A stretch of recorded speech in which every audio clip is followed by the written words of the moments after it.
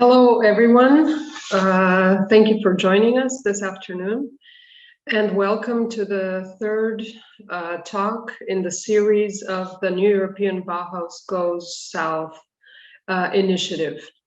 We're very happy to be a part of this platform, as we think that the new European agendas, besides greatly affecting the way that we work in practice, also greatly affect the way that we educate, the content that we deliver, and what we expect from future practitioners and all of the stakeholders related to architecture, design, and all of our bordering disciplines. I will walk you through today's schedule and give you an overview of the topics that we would like to place in front of you today, and invite everybody to join our discussions through the various platforms that we have available. These talks will be streamed directly through YouTube. And also through the New European Bauhaus Goes South homepage. So you can follow them on various platforms, but you can also engage through the YouTube live chat option. The issues raised within the New European Bauhaus directly raise the question of the collective, both as a spatial and as a social notion. So when we discussed the various proposals of the events that each partner hosts, we suggested the topic of how we frame collectivity with all the various facets and sections through which this topic can be approached. We also focus here on the impact of the new European Bauhaus policies on architectural education, which is somehow an overarching theme of the whole initiative, and how everybody related to our discipline and our sector can be brought into this discussion within the schools as well. While many implications of answering these issues can be shared regardless of geographical position, when talking about the physical framing of collectivity, we certainly can find common denominators among countries in Southern Europe, their traditions, their way of life, their relationship to open space, but also challenges facing careless urban expansion, heat islands, pollution, contemporary and active approach to heritage, and so forth. When talking about inclusivity and extending the notion of sustainability towards societal and cultural sustainability, we inevitably talk about the communities which make these goals possible. So how can we frame them? How can we trigger coming together while promoting a better future? And what challenges does the contemporary way of life pose on the notions of collectivity, of public space, of togetherness? Something that has become especially prominent in the last 18 months and the issues that the world is facing now. The topic of togetherness and collectivity are acute and have become even more so during the past year.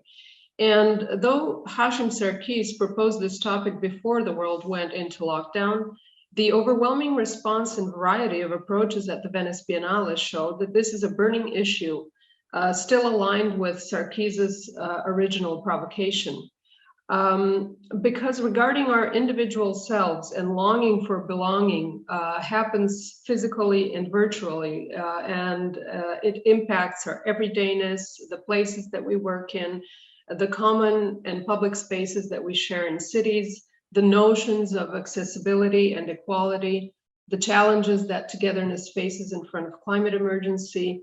And these topics provoked a discourse which took the challenges of last year into particular account. Spaces we share can offer a myriad of functions, and the thresholds between the private and the public, the institutional and the open, used to be straightforward.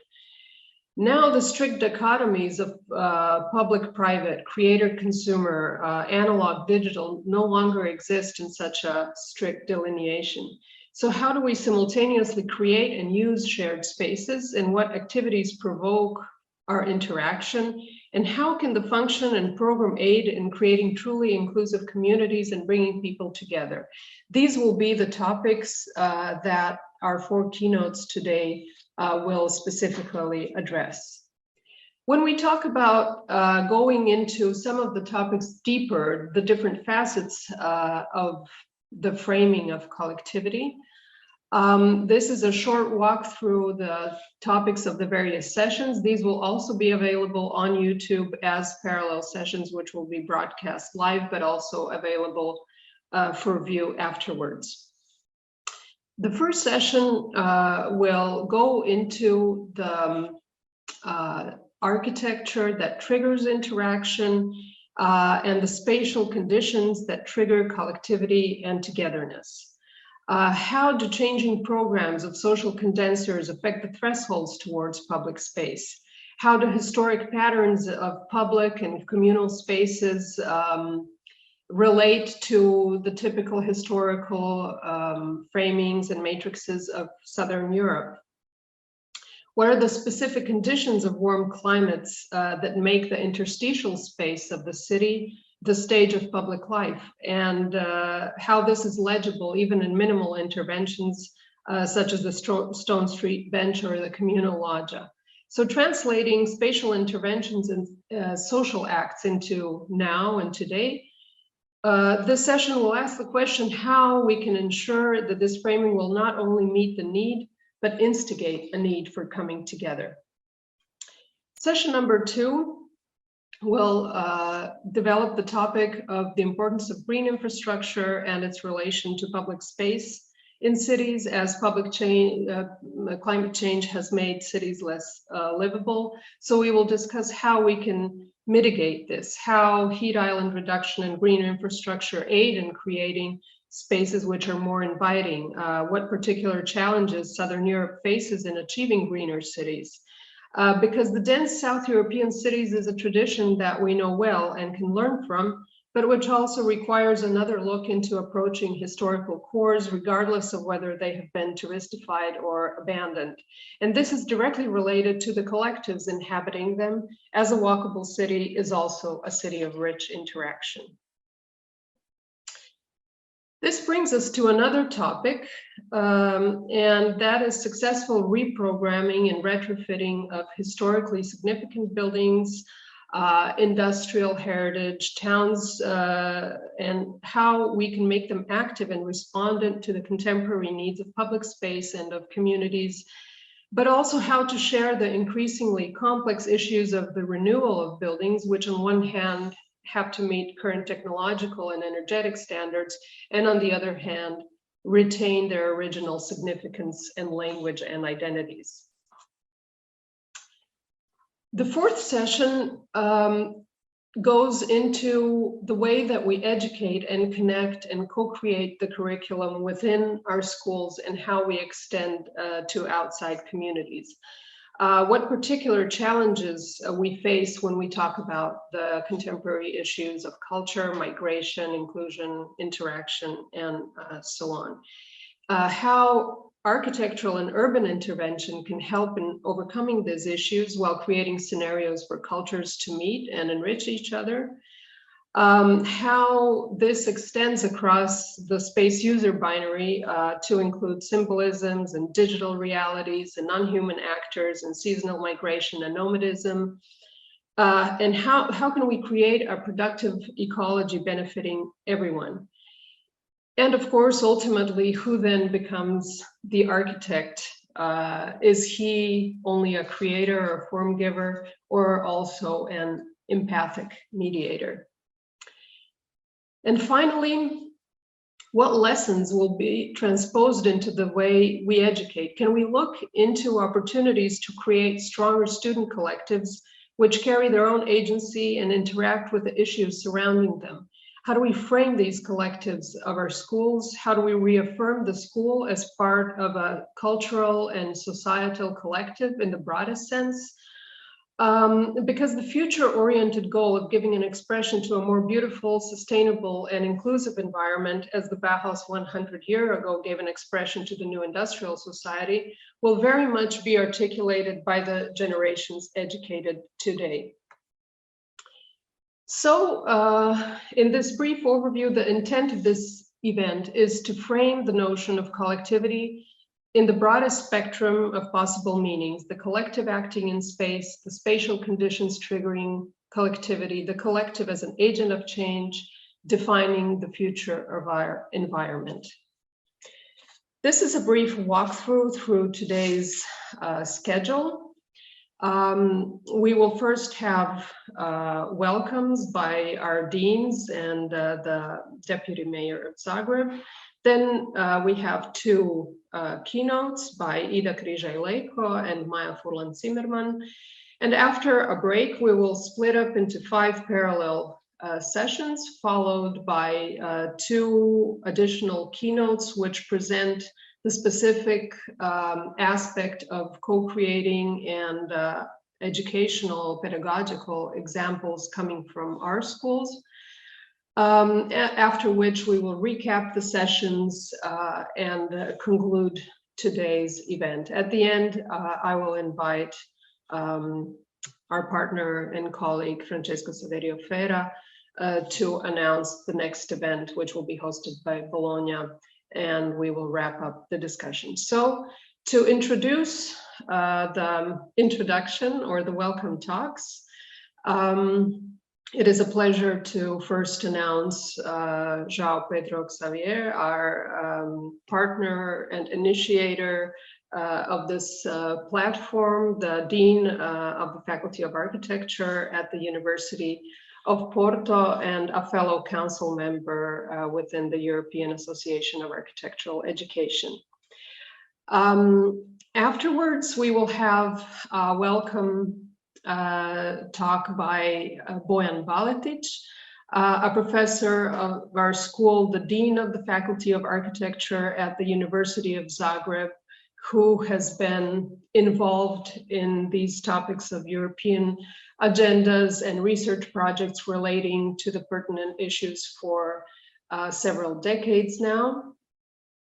And finally, a dear colleague, a professor from our school who was recently appointed as deputy mayor of the city of Zagreb, who will give his own perspective on the topic from the standpoint of the burning issues that our city is dealing with today. So thank you very much.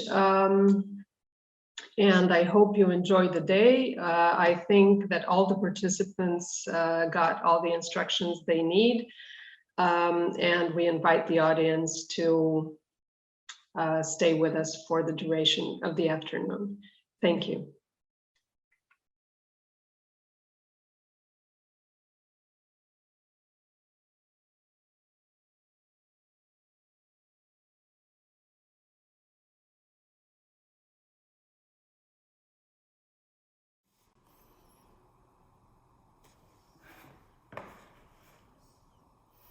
Dear Deputy Mayor of the City of Zagreb, Luka Korlaet, dear Dean of the Faculty of Architecture, University of Zagreb, Bojan Baletic, dear Vice Dean of the International Affairs at the Faculty of Architecture, my dear friend Mir Roth-Sherine, the leader of this event, Framing Collectivity, dear keynotes, dear moderators of the parallel sessions, dear students, colleagues, and attendants. A warm welcome to everyone.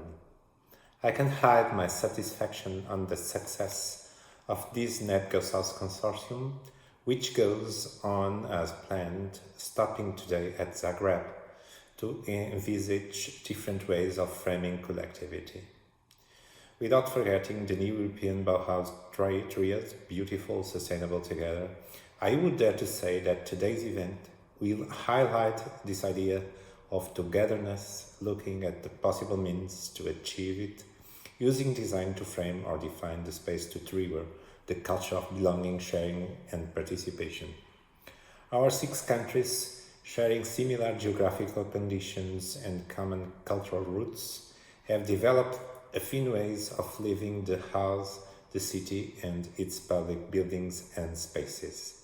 Nowadays, this modus vivendi has been severely menaced by an increasing unequal access to the city and its facilities, implying difficulties of living for many citizens, which tend to rise in face of the common climate changes we are dealing with. The Momento asks for an immense collective effort to revert this situation, starting with a collective awareness of the risks we are taking if we proceed without modifying our common behavior and consequently the agency to reshape our societies and our cities. Today, we will look how architecture has a lot of resources to contribute to trigger interaction, how green infrastructure is fundamental to compensate energy consumption and promote biodiversity, how public space has to be more inviting to facilitate people's meetings and increase proximity, how the active reuse of public buildings is a powerful resource to diversify functions, which must be compatible with the nature of the building, mainly if we are talking about heritage, making these buildings available for all. Finally, we should not miss the important role of education, architectural education in particular, developing the idea of co-creation within the school and the agency of the student collectivity, namely to fight for a better world inspired by the new European Bauhaus ideas. Next month, NEBgS South will pass in Italy to discuss the maiortics of the city. In December, we shall go to Spain to debate kilometers area architecture. And finally, in January, we will stop in France to talk about biosource architecture. As most of the attendants know, this voyage will end with 6 parallel blended intensive programs happening in each city of the consortium: Porto, Valencia, Toulouse, Bologna, Zagreb, and Athens, according to the thematics that arose over there. The good news is that some of the BIPs have already been funded, and so we are now sure that they will really take place if, I wonder when we can avoid this, if COVID-19 allows. In these presential design workshops, we will test how students and teachers will deal with these complex problems, proposing design solutions that will be presented and discussed online. Then, we should think about an itinerary exhibition and possibly a publication. At the end of this journey, we shall have an important ensemble of reflections and a rich portfolio of design ideas that we hope can be helpful to our own schools and then be influential to architectural education in general.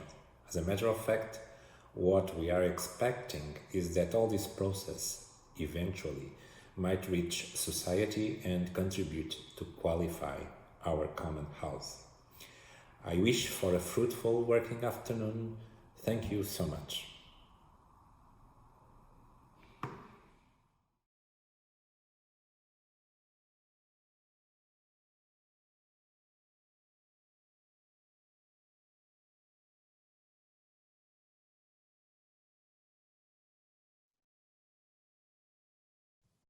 Good afternoon to all. It is our pleasure at the School of Architecture in Zagreb to host this online event as part of the new European Bauhaus Goes South talks. First of all, let me thank the University of Porto Faculty of Architecture for the invitation to participate in this interesting program. It is evident to all of us that we live in times of rapid technological, economic, and social change. All of this is framed by a drastic change in climate, which is of our own doing. All recent studies show that in order to achieve a sustainable lifestyle, and the developed countries should reduce their ecological footprint 3 or more times. Therefore, the drive towards a green economy and sustainable lifestyles is imperative. The lifestyle change is the focus of the new European Bauhaus challenge. This effort needs coordinated global policies, but also a rethink of our values and principles. This is where the role of the university comes center place. It should promote and facilitate the transition to a new social and cultural paradigm. In this context, here in Zagreb, we have been working on several projects that would introduce new practice to city planning. These include studies that should inform national policies in green infrastructure and circular economy in the field of construction. Also, we are working with our European colleagues in two European Union Horizon 2020 projects. The projects ProGreg, Productive Green Infrastructure for Post-Industrial Urban Regeneration, deals with nature-based solutions in design and planning. The other one, Centrino, is a research project focused on industrial historical sites under transformation. It will showcase the potential of these cultural landscapes to become new and inclusive hubs of entrepreneurship for city residents while fostering sustainability. Our hope is that the new generation of our urban plans will be aligned with the aims of the best European practices. At the end, I congratulate Mia on preparing a very interesting and provocative program, and I hope that in our discussions this afternoon, we will reach some important insights. Thank you very much.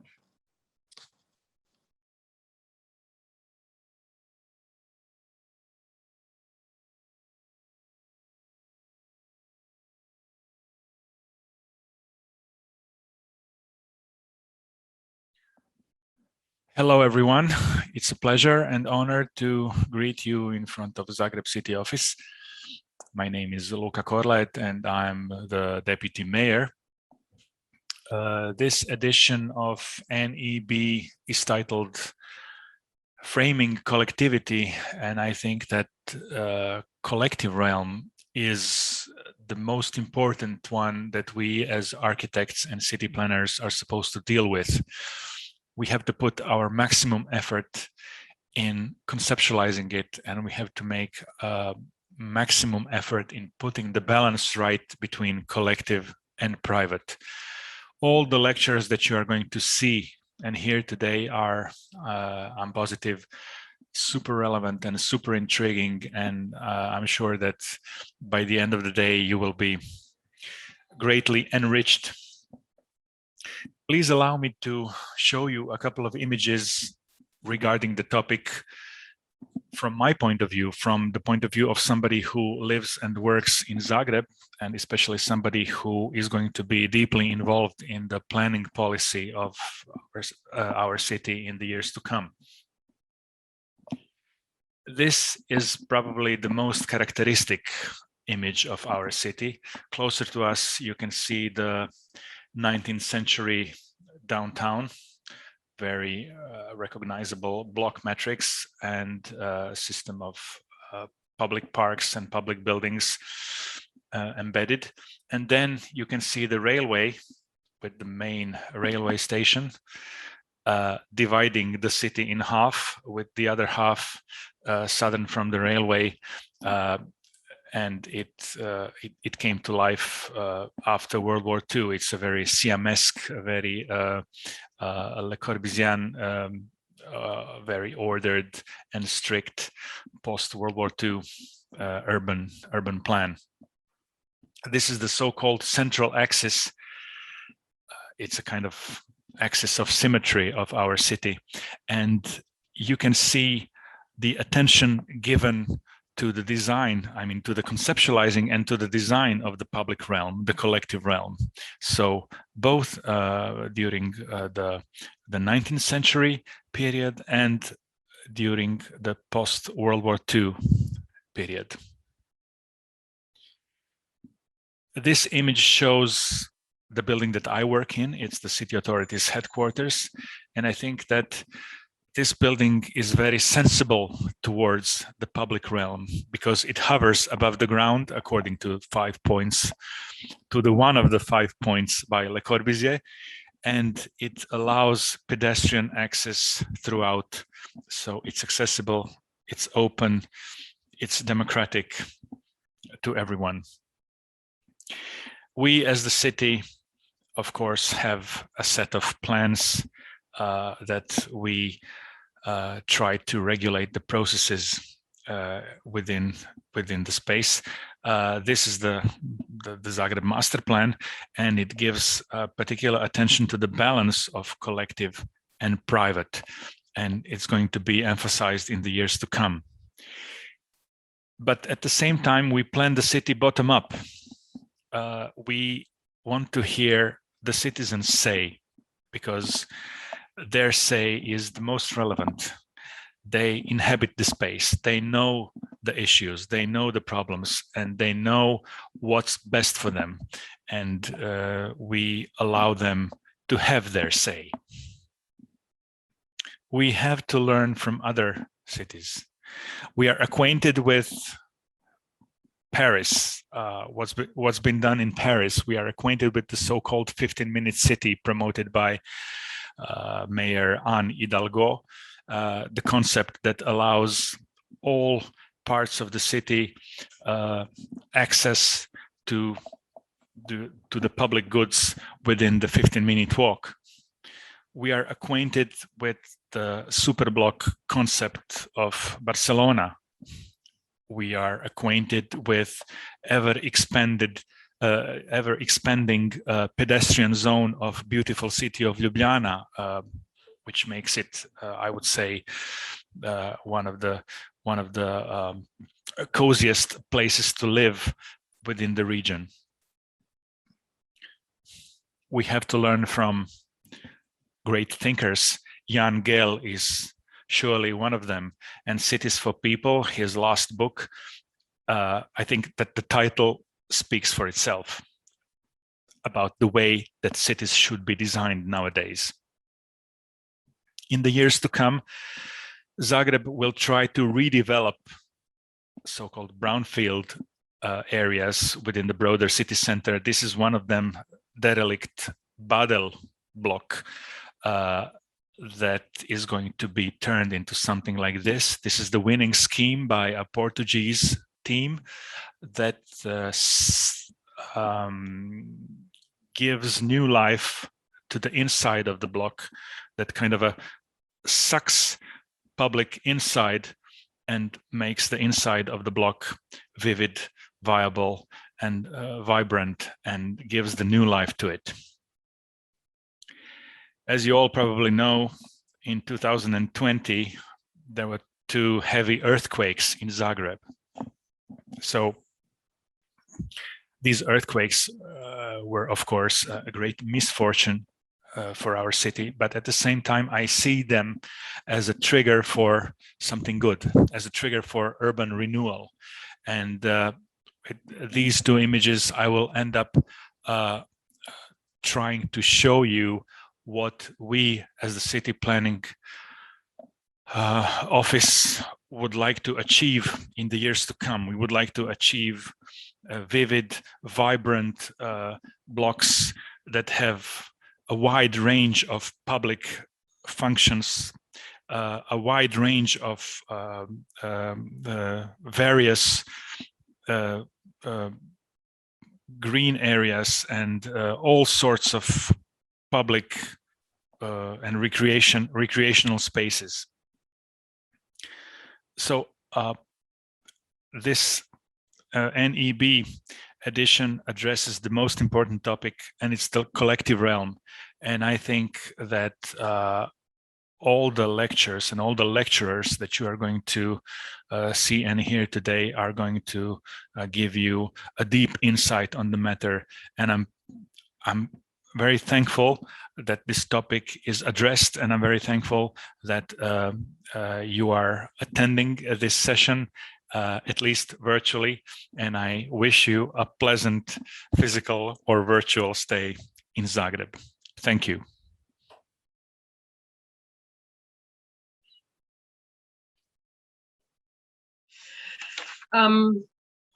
So we have 4 keynote talks today. So I will announce the first 2 from 2 dear colleagues of mine. I will announce them together, and they will give 2 consecutive lectures, after which we can have a short wrap-up discussion before the break. So it is a pleasure to announce the first keynote today, Ida Križaj-Leko, an architect from Zagreb living in Rijeka, who studied at our hosting school where she got her master's, but also participated in the master class Flood Resistant Housing, which was led by Greg Lynn in Rotterdam. She started working in Rijeka as a freelance architect in 2012 and later formalized her practice through her own architectural office. She has won several significant international and national awards, such as Viktor Kovačić for the sports hall and public square in Krk as one of its co-authors. In 2018, she won the Bernardo Bernardi Award with Ana Boljar for Rehab. Those who are our guests at the EAAE conference in 2019 have visited it. And also she was a part of the team that put together the project Rijeka 2020 European Capital of Culture. In this capacity also, she was part of the authorial team that represented Croatia at the 17th International Architecture Exhibition, which is still shortly on in Venice, and as an external associate of Delta Lab Center for Urban Transition, Urbanism and Architecture at the University of Rijeka. And it's actually the Venice Biennale topic and project that she will tell us more about. After Ida, our next speaker will be Maja Furlan Zimmerman, an architect from Zagreb, which has her office together with Mirela Bošnjak and Mirko Buvinić, called X3M or Red Extreme, a small practice where they design and manage all of their projects in-house. They've been successful in architectural and urban competitions, winning several, mainly for educational buildings. She is also active in architectural education since 2003 in Zagreb and lately at the University of Split, where she teaches architectural design. The topic of her lecture today will be the specific process of the making of Pazdigrad Elementary School in Split, which was a result of a public architectural competition, later winning several national architectural awards, and also was a nominee for the 2019 EU MISA Award. So I invite you to enjoy both of these lectures, after which we can discuss.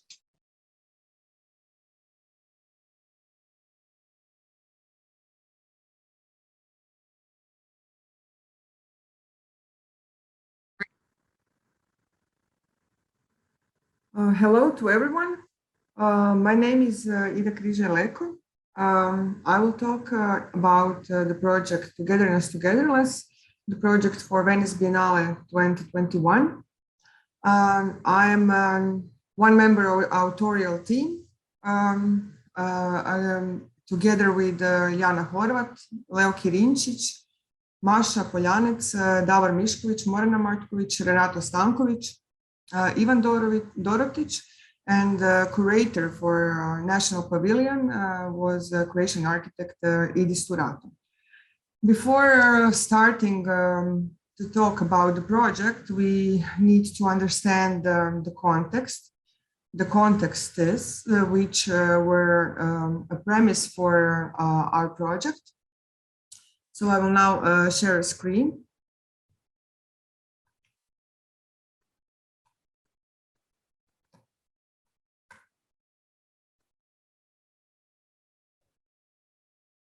So the context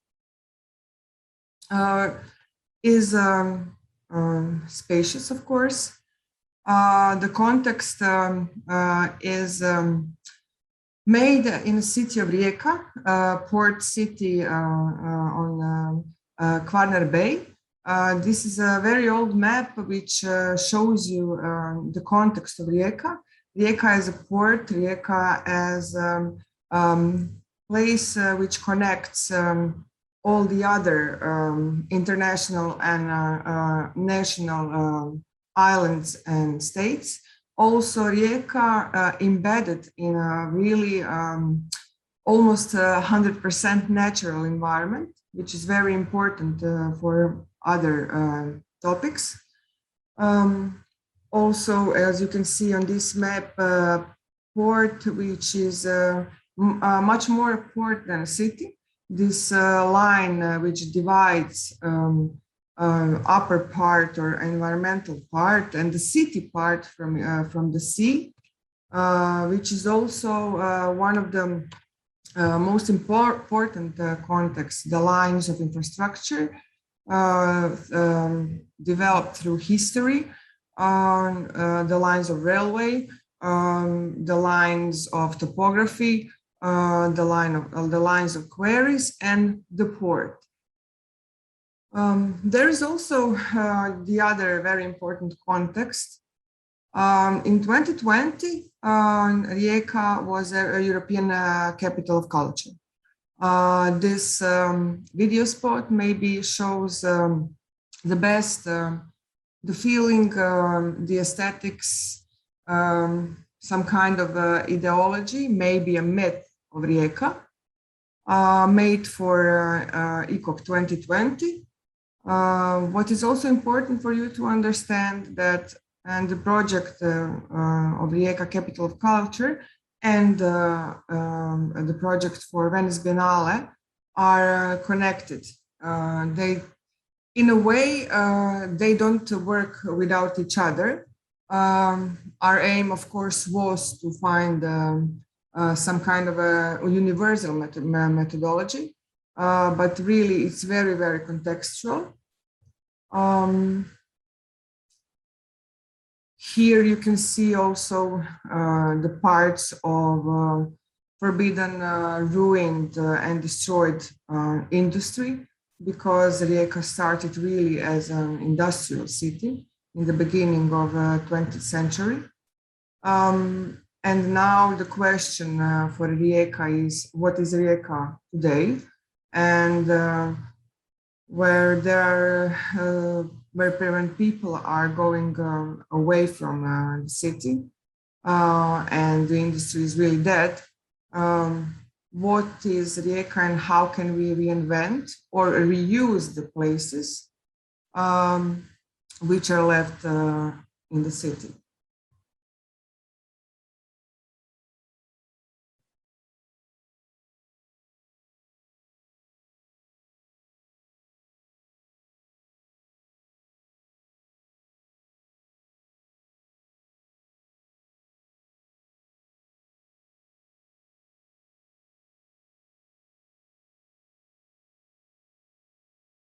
Also, as a city which is going through still this transition, it really has a problem with this mythologization of the parts of the industry, which is now really just lost space on the sea.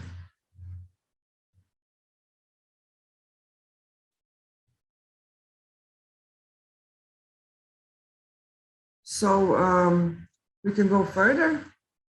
So now if we zoom the part of our new togetherness, where we were searching for this place to make this new collectivity, which was also our opportunity to do that during the ECOC project. We are now situated on Delta. Delta is part of Rijeka, which connects sometimes once divided cities of Sušak and Rijeka.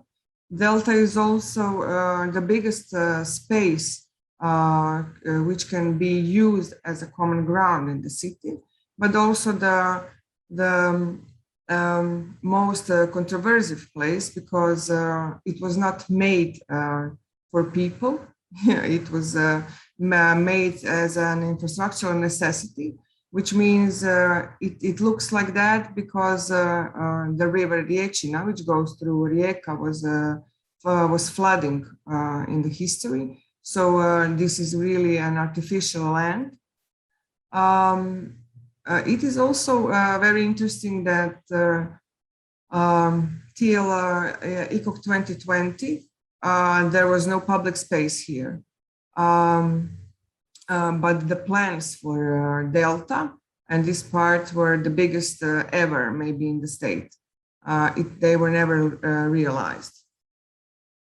So the context of the Delta and this red line was used as the main context to develop and structure and conceptualize the biggest exhibition of the project, ECOC 2020, Filme Fantastica. Filme Fantastica is an exhibition which wants to retell the history of Rijeka, but not only the history, try to find what are these fantastic elements, zones or architectures, which now can tell us something about the future progress of architectures and architects also, but also the city. So as you can see here, this red line is the most problematic part of Rijeka, because everything what is under red line is constructed and planned only as infrastructural necessity. No architect did ever do any plans which are useful for the city. Also, the ownership is very complex here. So this biggest problem of Rijeka, we decided to some kind of a trigger, or in a way, maybe a bit solve for only 1 year.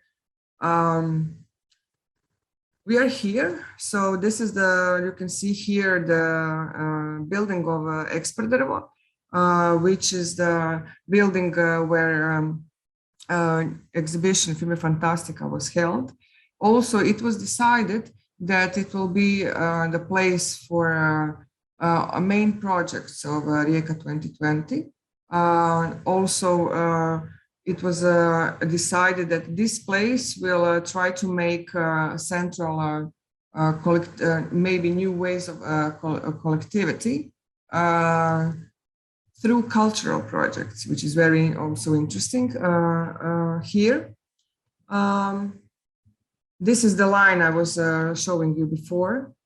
And this is the building. This building is the biggest storage ever built in 60s for drying woods. And this is what the project Rijeka 2020 made possible. This is a bit the biggest victory, if you ask me, of the project, that this red line was moved, and public life was happening there and is still happening. So as you can see, people are coming to Expertdrvo. This is really a new silhouette for the city of Rijeka. Because before this moving of the red line, you couldn't really approach here, because the port and the state were having, you would have to have a permission to come to this land, which is not the public. Also, the one project very important for this collectivity happened before 2020. In 2018, the team of REASA from Croatia organized the EASA assembly in the House of Experts, where they lived, they ate, they made creative things as students of architecture.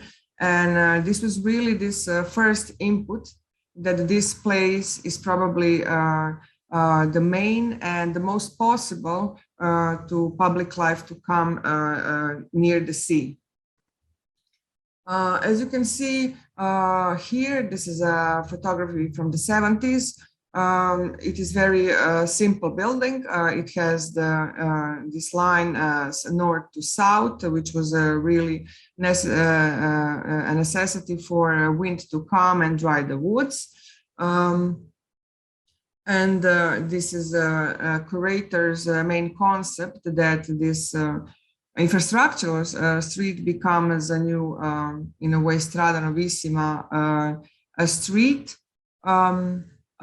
where you can see all the phenomena and the exhibition which was happening there.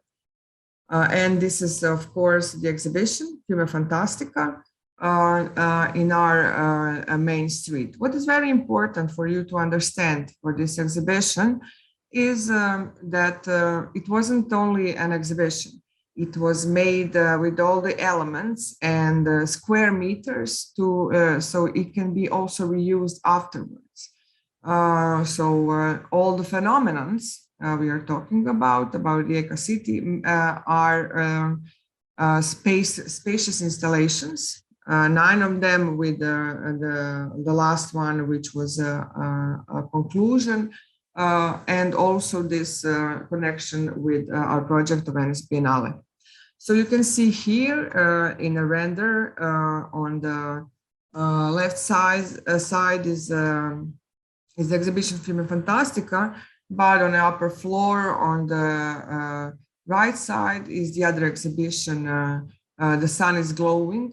So during the 2020, it was really a place not only for culture, but for really new collectivity.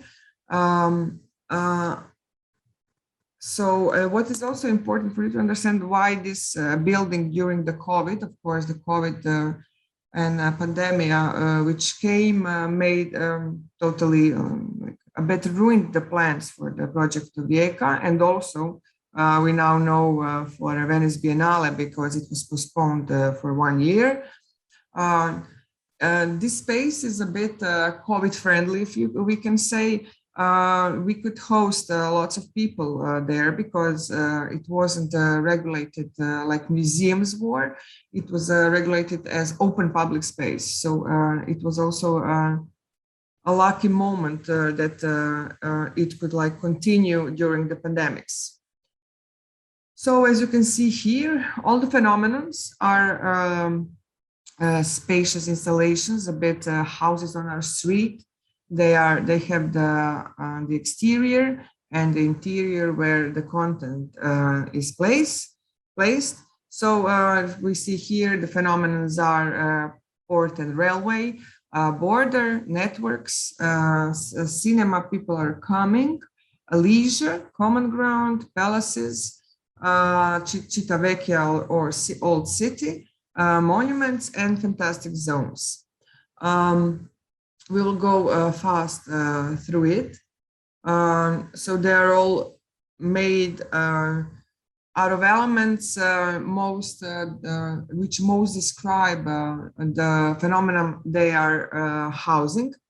So a network is housed in containers.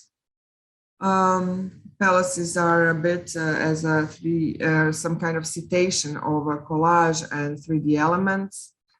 A video game as a new way of looking on the old city, leisure as really a reconstruction of all cabins on the beaches, common ground, a story which is probably the most important for this topic of this conference, Framing Collectivity, a place where which is made with spontaneous collective gatherings, places which were also in Rijeka not planned, made as excavations of stone. And of course, we are coming now to the conclusion and the 10th pavilion, as we can say, fantastic zones. Fantastic zones where we put our first element which is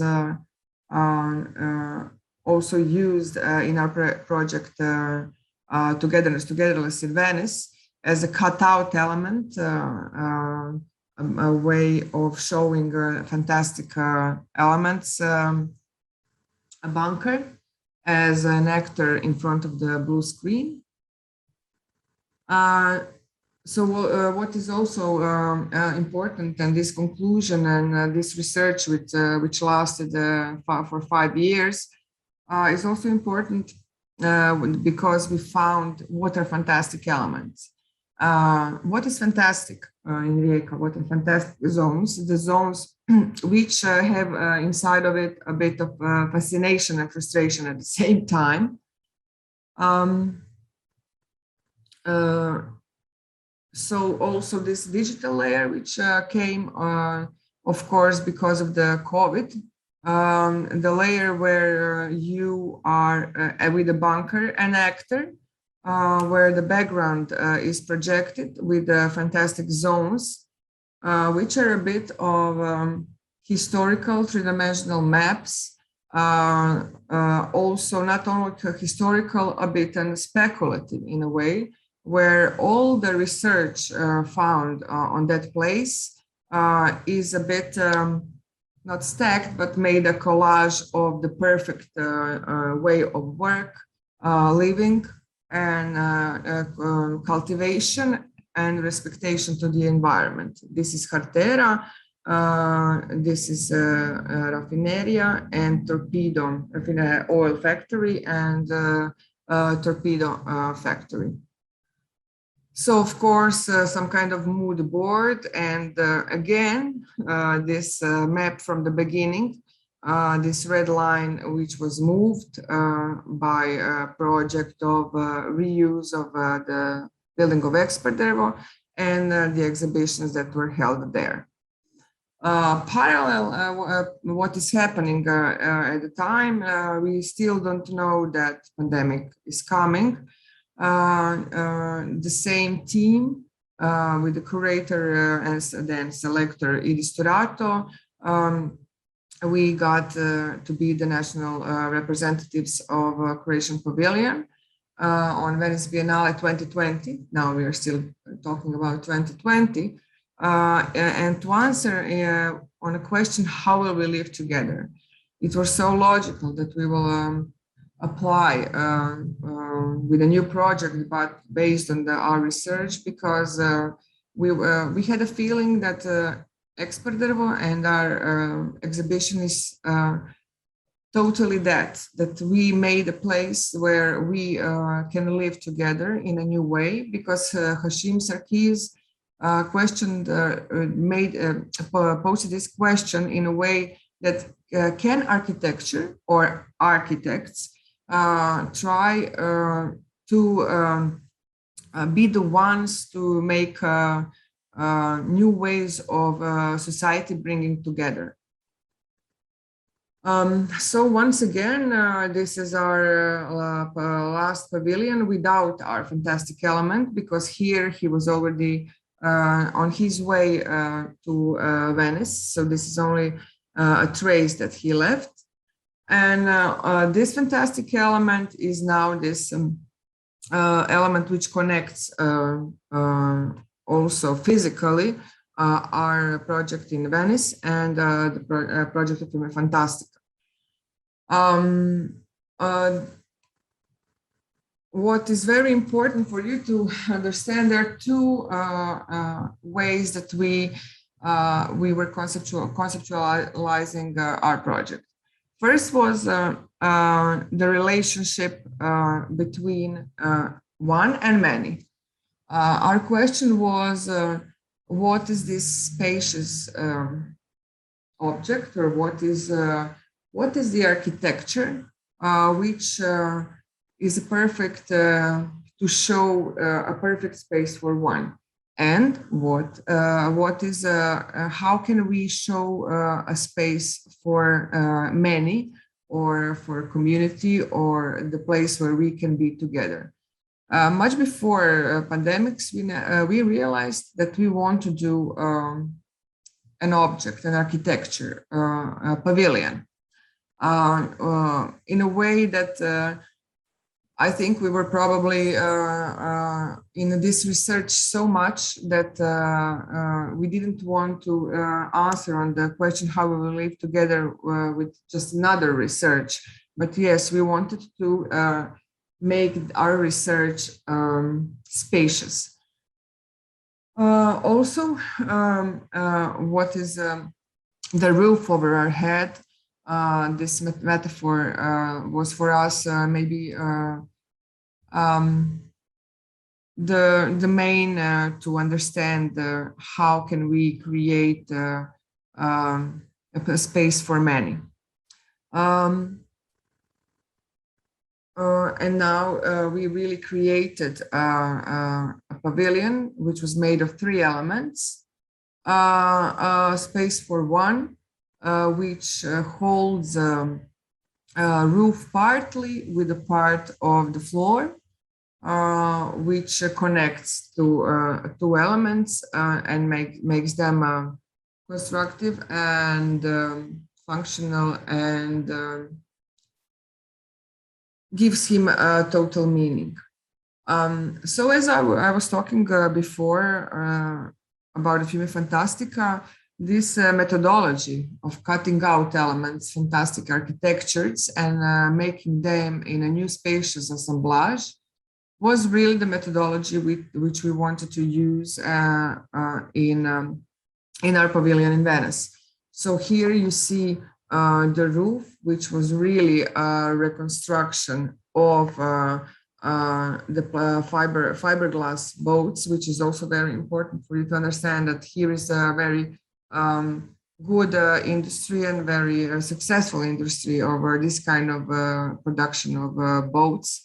The bunker is a ready-made also element, which if you read about the architectures of the bunkers, you realize that it is a perfect space for one person, where it is so perfectly made for one body, and also it has lots of meanings in it because it was always on the border. And the part of the old ship industry a bit shows this decay of the industry in Rijeka, but the one which was used for the floor and connecting these 2 elements. They are very contextual. This is also the part of the ship in Treći Maj, the most famous industry which still makes ships for export. So the other part, which is very important, that every element which is taken from its original space, it's inscribed with a new meaning. Also, when they are together, they make together a new meaning. So this methodology of cutting out and inscribing new meanings, which is here is shown on the bunker, was a methodology which for us is something that we see as a possibility to make maybe new architectures, or to rethink new architectures in a way of that methodology. It is very seen here with the bunker, because bunker was taken from Hartera, which wasn't his original place, and put in front of the blue screen, which made him to be an actor in front of backgrounds where you can, which you could change. Also, it is the most heavy installation probably on Biennale, because altogether it has 8 tons. These are these elements in this only one of many spacious assemblages. And also the fourth part, which came to us, of course, before, but it was so logical during the pandemics, because I really have to tell you, we didn't know till 2 months before Biennale that will it be live or online. We created our spacious assemblage in front of the green screen. And also this digital layer is shown in our website as a playground a bit kind of a web shop where you can collect all these cutout elements, which we collected during our research already through Prima Fantastica exhibition. And you can make your own spacious assemblages as you want. So we wanted to tell, with that, we wanted to tell that our spacious assemblage, our pavilion 2021 is only one of many. And the backgrounds, of course, are also the ones you can change. This scale movement is also something which sometimes triggers you, whoa, and you are surprised. It is a good, this good moment is when you are still surprised with something, what you are doing in a global world where you have, you can see that everything is possible. Also when we didn't know that we will go to Venice, so we constructed the pavilion already in one workshop.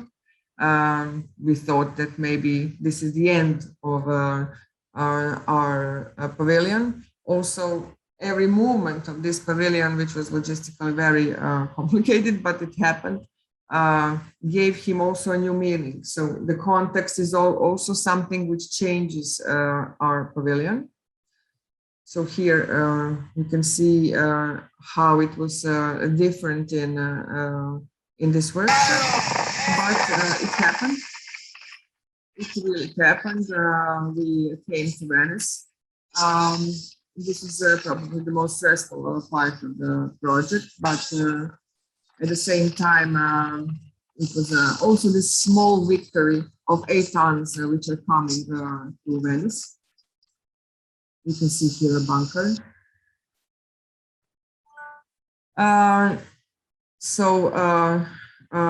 What is also very important part of the project is the definition of community. To be a part of community, you have to do the effort. You have to accept to be the part of it. That's why you have to do an effort to go under, to enter our community under the roof.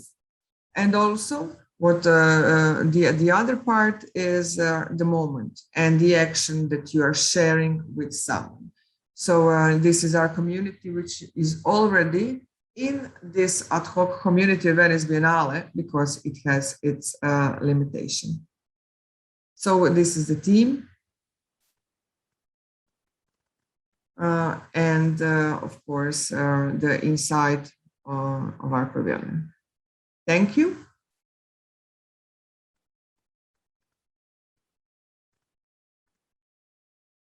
So with this slide, I will finish and see you again on panel session 3, active reuse and public buildings.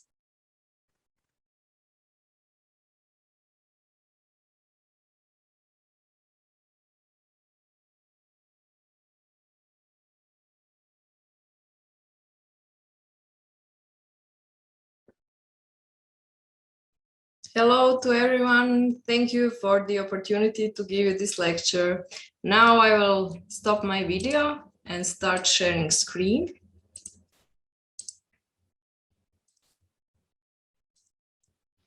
I hope everything is set. So When Mia invited us to prepare this lecture, she asked us to talk about the process of making the Zagreb school and all the consequences it had for the local community. For us, story has started 12 years ago with the competition for the school and the kindergarten in the Zagreb neighborhood. But for those who lived there, this story began much earlier. At the time when the competition was launched, they had already been waiting for the school several years. Zagreb school is located in Split, the second largest city in Croatia on the Dalmatian coast. Split has a great climate, beautiful position and topography, and very long and rich history. Every story about Split begins with the story of the Diocletian's palace. This home for the retired Roman emperor gradually evolved, and so the house for one has become a city of many. But the Zagreb school is not close to the palace, nor to this beautiful bay. It is located far to the east, in an area that for many residents of Split isn't even a proper city. These eastern suburbs are non-places, without a clear concept, structure, or plan, without identity nor urbanity. These fragmented residential quarters are not interconnected, and the fast four-lane road is their only link with the rest of the city.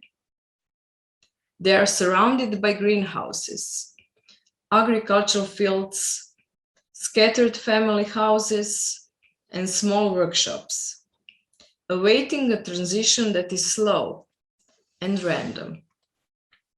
Zagreb is one of those suburban islands with almost 7,000 inhabitants, without appropriate street network, let alone a square or a park.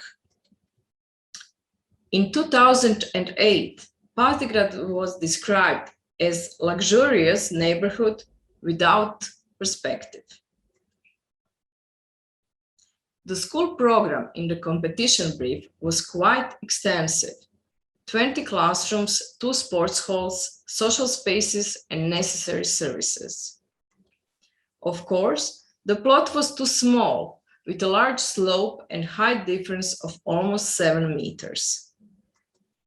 Fenced and inaccessible, this area had long been disconnected and separated from its surroundings. We struggled with the design, and most of the time we were just frustrated.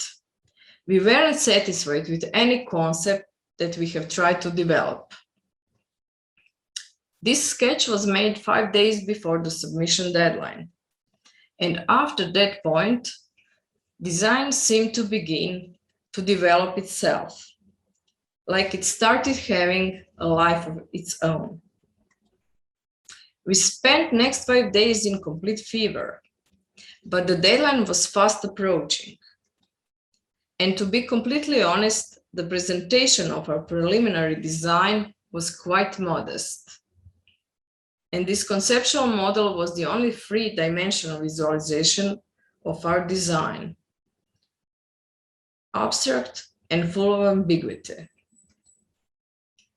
From the moment the results were announced, we had the feeling that the world was alone, and that we still had a long journey to justify the trust. Our project obviously needed some concretization. Split is for years known of its high-quality cement production, and the first factory was built more than 150 years ago on a location in Split Center. Cement production meant progress and emancipation for this region. It employed, industrialized, initiated electrification and transport connections.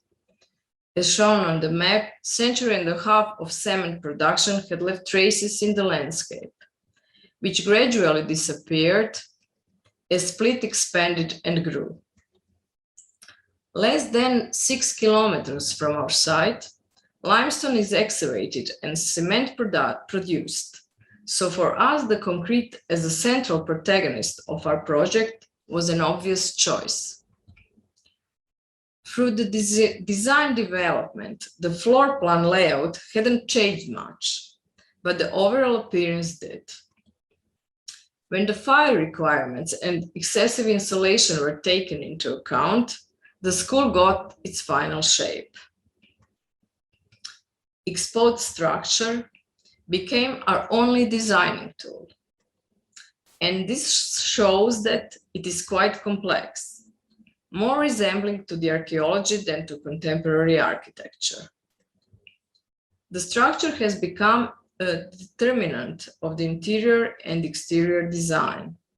Benches and niches were integrated with the structure, thus becoming permanent and fixed elements in space. We finished detailed design in 2011, in the middle of the recession that followed the global financial crisis, and we waited. The question was when the construction will finally begin and who's gonna do it. After a long period of waiting and tired of empty promises, residents of Pazigrad became more determined and organized. Children sat in school benches armed with posters. And as the neighborhood hadn't any public space at that time, protesters occupied the streets. Since the local elections were approaching, city authorities could no longer ignore the demands, and the construction of the school began the following spring. Community initiative gained momentum and coherence, and the construction was followed by the Facebook group day after day. As it was a public investment, the contractor was selected at the public tender. With the lowest price offered, a local company with a long tradition got a job. Obtaining this contract was a matter of prestige, as they said. Although the company went through turbulent times, their tradition was embedded in a lot of things. A large number of engineers, the company headquarters in the city center, but mostly in its numerous production facilities in Split and its surroundings. One of those facilities for the concrete production and prefabrication was located approximately 400 meters from the school construction site. We often went there to monitor the production of prefabricated elements, and we had always been overwhelmed by the nostalgia and a certain melancholy of that place. Time had stopped there, and new market realities and demands were elsewhere. With size of the yard and the halls obviously exceeded the needs of its production. All workers were long-term employees from Split and the surrounding area, and the same situation was on the construction site. All specific formwork were designed and crafted in situ by all those men. And when the concrete began to unfold before us in all its beauty, everyone was proud to be involved in creating something that would not be hidden by the layers of plaster or insulation. What was done at the very beginning was just as important as what followed later. And for them, that was a new experience, since most of their work had usually remained hidden. When the concrete work were finished, we thought that the hardest part was behind us. But the looks of the school was confusing for the public. This title says, "The appearance is deceiving. Building will be finished by the beginning of the school year." That statement was given by the city representative responsible for the project execution, and he politely asked us to do something about the facade. So, to prevent problems and to protect the facade in the future, we asked our friend typographer, Nikola Jurek, to design the final layer that would be a substitute for a traditional facade. And when this layer was applied, there were no more doubts if the school was finished. On the Facebook profile, local community followed the construction all the way, from the first to the last day. These are the local activists who channeled years of frustration and dissatisfaction of the neighborhood residents into organized action. They were so successful in doing so that they are now recognized both on the local and the national level. This lady has been elected member of Croatian parliament since last summer, and her husband was elected mayor of Split this spring. Their daughter was among the young protesters 7 years ago, and they still live in Pazigrad neighborhood. Encouraged by the success of the Pazigrad project, mayor has promised to build a number of new schools and kindergartens in Split.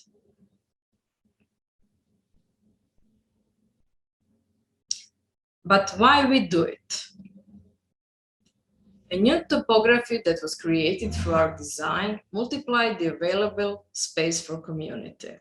As a result, the space that is now available for the public is larger than the entire site area, that way offering the community a wide array of outdoor collective spaces.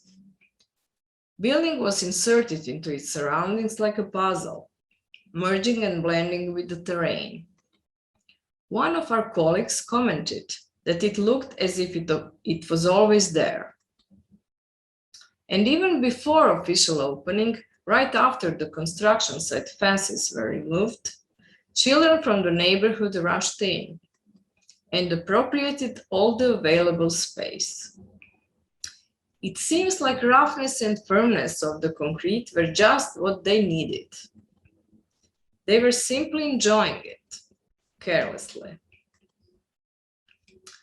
The outdoor areas have become a place for going out, riding a bike or skating, being alone or with friends. School became kind of a beacon or a promise for this neighborhood.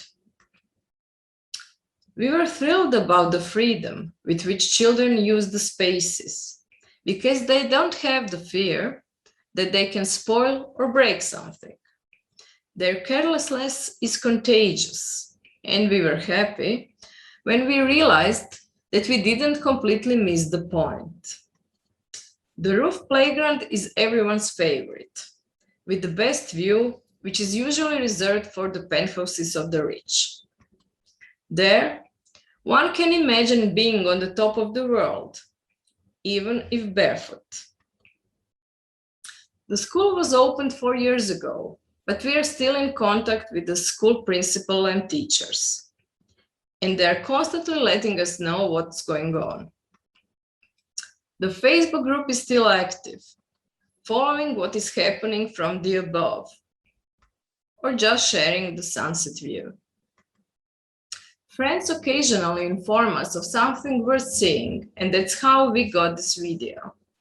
It reminded us again, why are we doing this?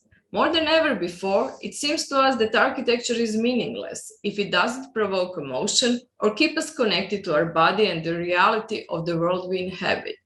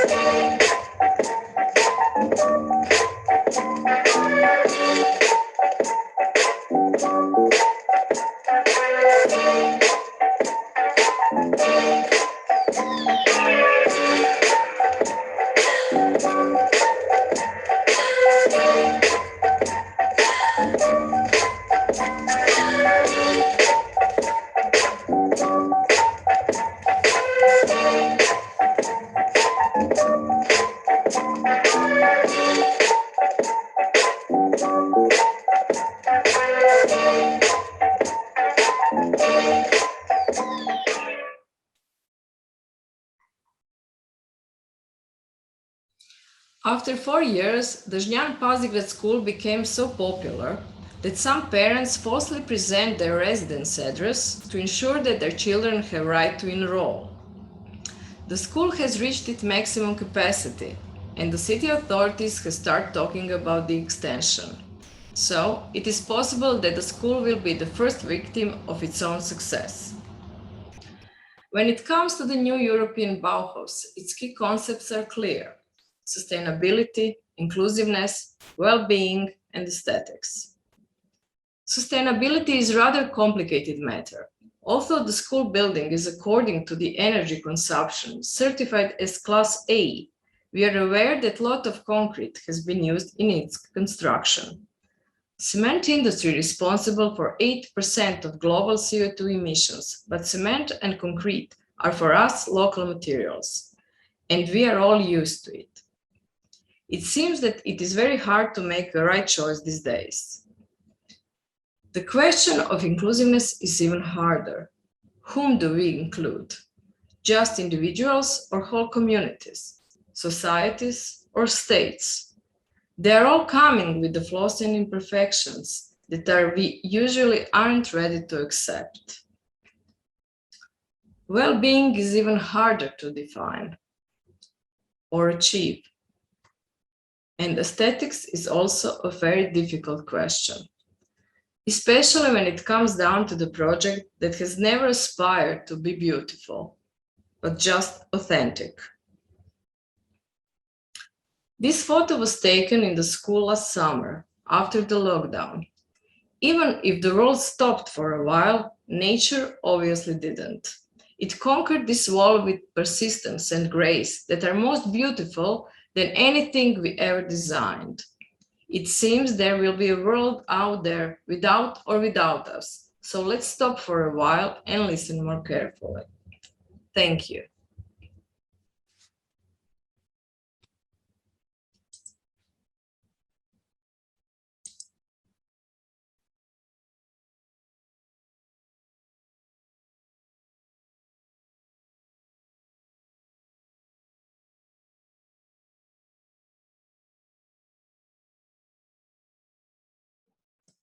Hello. Hi. Hey. Thank you both for two great lectures. I believe we have a few minutes left before our break, just to engage in a very brief discussion. And I'm glad that these two examples opened up our sessions, because they somehow illustrate two poles of the spectrum when we talk about the concept of togetherness. On one hand, on the very palpable physical spaces which enable togetherness, such as the Pazdigrad school, through its making and through the way that the school is embedded into public space, actually, rather than the school providing public space. The school is almost secondary to the public space that is achieved within it and around it, on one hand. And on the other hand, the more abstract notions that we connect to the concept of togetherness, collages of identities, of memories, and from both of them, new realities emerge. So if we have the concrete and the abstract on two different sides, or the concrete and the process, I would actually start with a question for Maya, because the Pazdigrad school is an example that I very often show to my students, because it's such a clear didactic example of the capacity of a public program to radically redefine a neighborhood and provide a place of identity, but also the agency of the architects who bring new meaning, which by far exceeds the main program that was given within the architectural brief. And this is often quite difficult to achieve in the process of how we produce space through public procurement and minimum cost and so on. So I think that an implicit lesson to be learned from this and implemented within the new policies would be actually how we come about the buildings that we do, how we use spaces, how the communities get involved, the institution of the public competition, and so on. These are really the pillars that we need to protect here. What is your opinion on this? How we could somehow secure the ground for this openness of the decision-making and of agency? Well, I think it's maybe the most important thing is to, I don't know, maybe the plot sites for public buildings, maybe they should be really bad because that's where the possibility for hidden agenda lies. This Pazigrad school had so many flaws in its when it comes to this site. It was too steep, definitely, and that made it possible. Any other, I think, start conditions, if the spot, if the site was perfectly flat, I think nothing would happen, because if it would be perfect for school, then we would have a problem to put in the budget everything else, all these plus features. So maybe smaller, a little bit smaller, a little bit harder, then it is perfect for and by the book. And of course, competition is definitely the only way, because it makes you do your best, really. Any other situation where you're more comfortable, it never, I think it never makes you do that extra effort. Yes, and to take the risk as well. Somehow the competition does provide a certain space of experimentation or viewing a certain problem which is not within the most obvious solution which could have been suggested or thought of. Yeah, in the program, in the competition brief. Yes, yes, because the main quality of this project is actually what was in between the lines of the program and not the program itself. Yes, so I think that the competition is certainly a lesson or a staple to be protected. Yeah. Be protected here.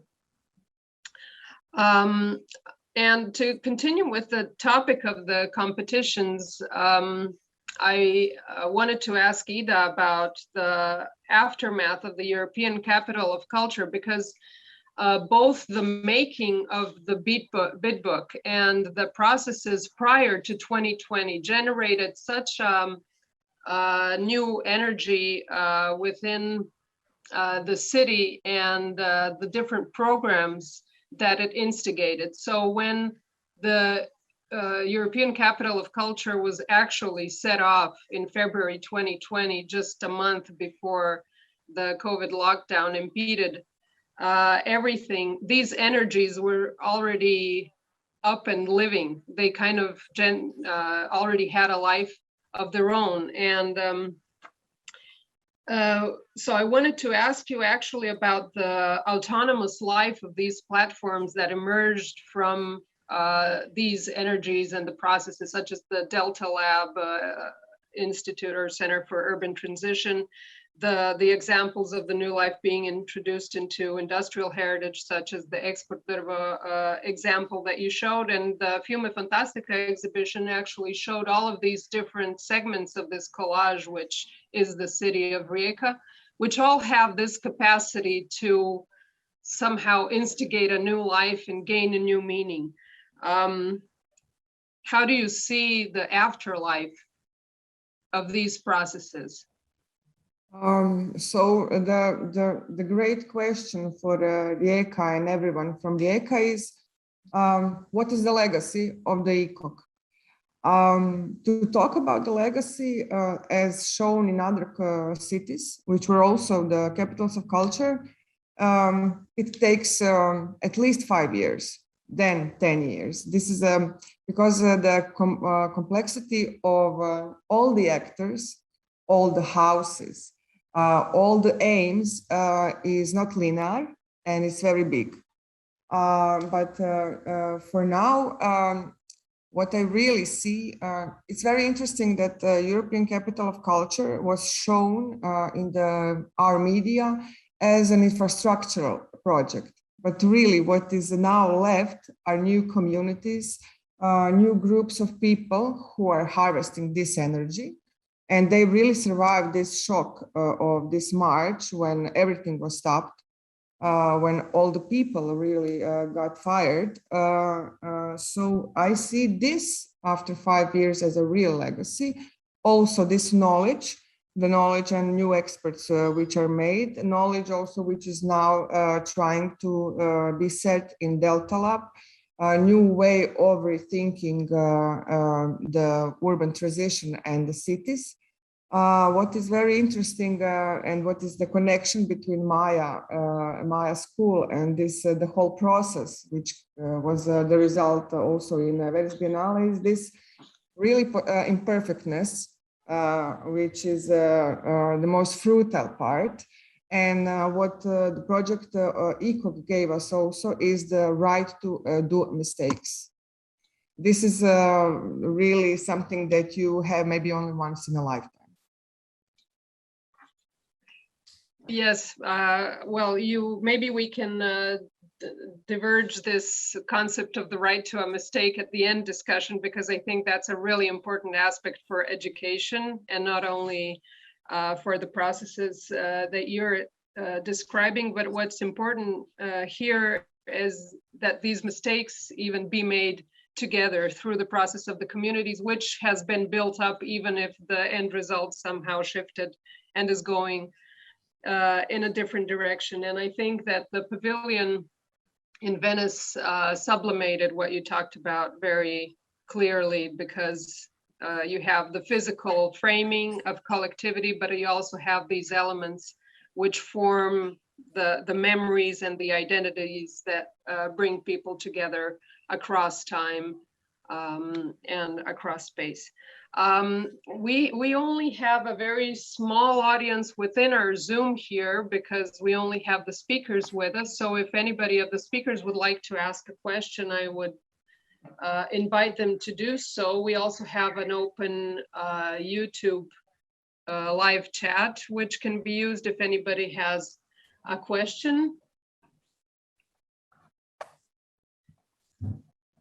If not, we can leave any topics for the end discussion. We now have a short break listed, which is also the opportunity for all of our panelists to enter their separate session rooms. And we invite the rest of the audience to choose a topic that they would like to listen to in one of the YouTube channels linked, and we'll see you later. Thank you all very much for this first day. Bye.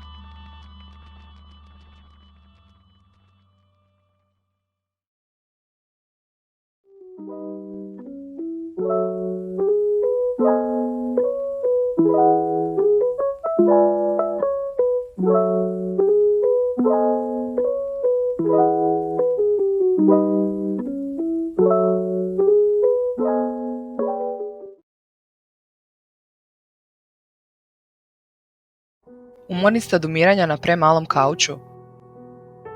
Živcira vas kada ne možete normalno otvoriti frižider? Dosta vam je spavanja na podu ormara? Ili je jedino što želite funkcionalni sudoper? Ne želite više živjeti u nehumanim uvjetima? Imamo rješenje za vas, a to je manifest o stanovanju. Prilagođen je svim uzrastima i naučit će vas pravim vrijednostima jednog stambenog prostora. Ovdje možete pronaći odgovore na pitanja poput što čini funkcionalnu kuhinju ili koja je minimalna kvadratura spavaće sobe. Odgovara li omjer cijene vašeg stambenog prostora njegovoj kvaliteti? Znate li da manjak svjetlosti može izazvati kronična oboljenja poput depresije? Jeste li svjesni da ne trebate gledati susjeda dok se tušira? Uz naš novi, dopunjeni manifest postavit ćete si standarde kakve zbilja zaslužujete.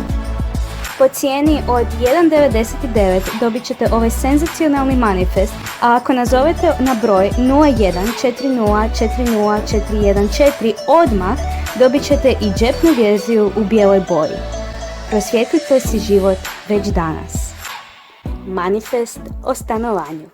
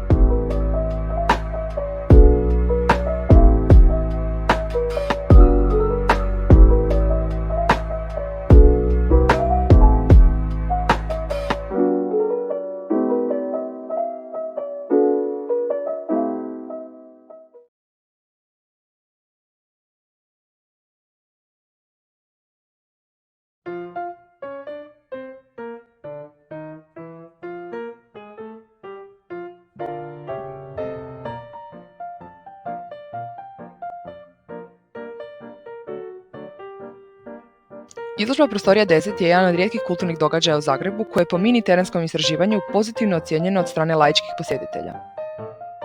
Iako su utisci dominantno pozitivni, nije sasvim jasno jesu li posjetitelji nužno vezani uz same izložke ili uz popratne sadržaje ili uz činjenicu da je izložba besplatna. Činjenica jest da je izložba, za razliku od sličnih dizajnerskih događanja kojima je grad obilovao u zadnjih mjesec dana, privukla izrazito šaroliku publiku. Znatiželjne umirovljenike, turiste u prolazu, čitave grupe školaraca, mlade parove u izlasku, ali i uobičajen postav monokromno obučenih kreativnih profesionalaca i onih koji se takvima osjećaju.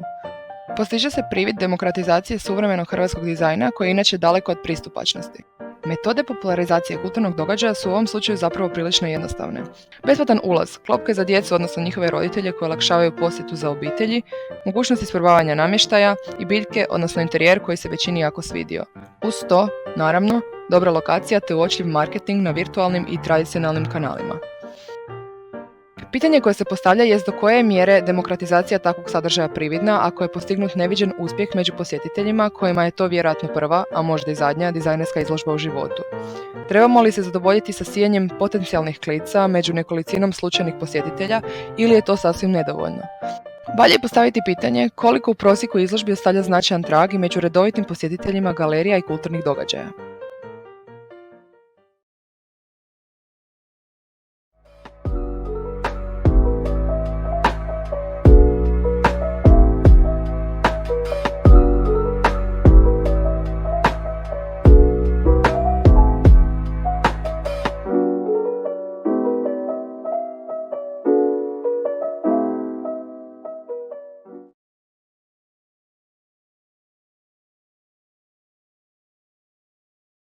Shvatili smo kako se u prostoru sve mijenja, ali kauč najrježe. Za njega se vežemo ili ga vežemo uz novu životnu etapu. On je središte prostora u kojem najviše boravimo, a u pandemijsko vrijeme na njemu doslovno živimo. On je puno više od tkanine, spužve, metala i mehanizma. Taj obični kauč jedan je od predmeta koji nas je povezao sa svijetom i otvorio nova vrata mnogima. Njegova proizvodnja omogućuje edukaciju i radna mjesta za ljude koji žele ostati i raditi u Hrvatskoj. Povezuje obitelji i prijatelje, pruža im zagrljaj nakon napornog dana i mjesto okupljanja. Modularan je, čime ga možemo prilagoditi sebi i svojim potrebama, ne samo prije nego što postane dio našeg doma, već svakodnevno. Drvo iz Hrvatske doprema se u radionice, a ostaci se prodaju kao drvo za ogrjev ili mu dizajneri daju novi život u svojim umjetničkim radovima. Hrvatski proizvod pokazao se kao najbolja opcija, osobito u pandemijskom razdoblju. Sirovine, radionice i proizvodnja sve se nalazi u Hrvatskoj, zbog čega nismo ovisili o dobavljačima iz ostalih zemalja i proizvodnja se lakše nastavlja. Primjenjuju se nove tehnologije u proizvodnji, te je ta proizvodnja konkurentna u svijetu, a ujedno omogućava obnovu i ponovno tapeciranje našeg starog kauča za kojeg smo sentimentalno vezani, čime se potiče održivost.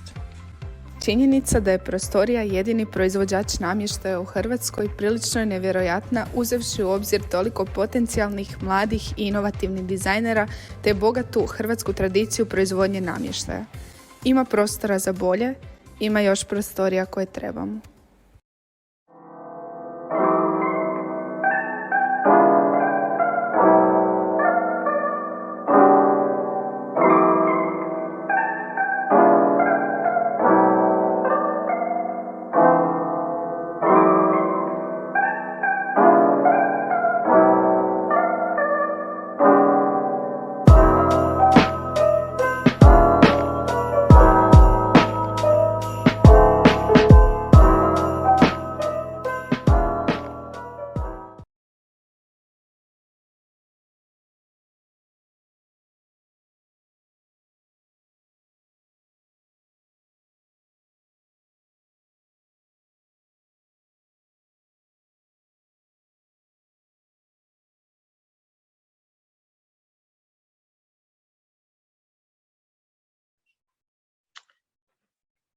Hello, everyone. Welcome back to the main room. We are running just a few minutes late because the discussions were very fruitful from what I hear, and some of them extended their projected time. So to collect our thoughts, I would like to invite you to listen to our next two keynotes, which will give a perspective on many of the topics that have been covered today in the sessions as well, but that are coming from our school and show certain processes that we nourish and develop here.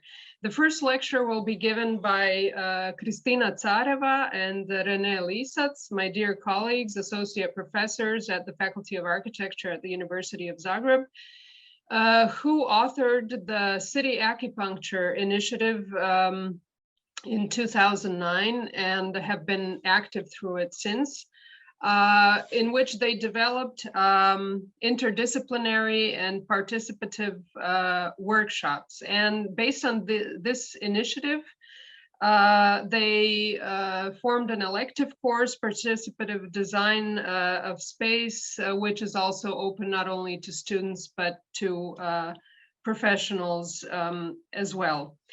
Besides integral planning with a participative and interdisciplinary approach, Kristina's field of interest is also the development of spatial literacy with children, so Architecture and Children project, in which she issued 2 manuals, which are also used in schools, while René's interest lies in sustainable strategies for urban and remote areas, as well as innovative methods for sustainable scenarios. Afterwards, our next speaker will be Ivana Fabrio, a professor of industrial design at our School of Design within the Faculty of Architecture at the University of Zagreb. After finishing design in Zagreb, she pursued a master education at the Design Academy in Eindhoven in the Netherlands through a stipend, and there she obtained her MA in 2000.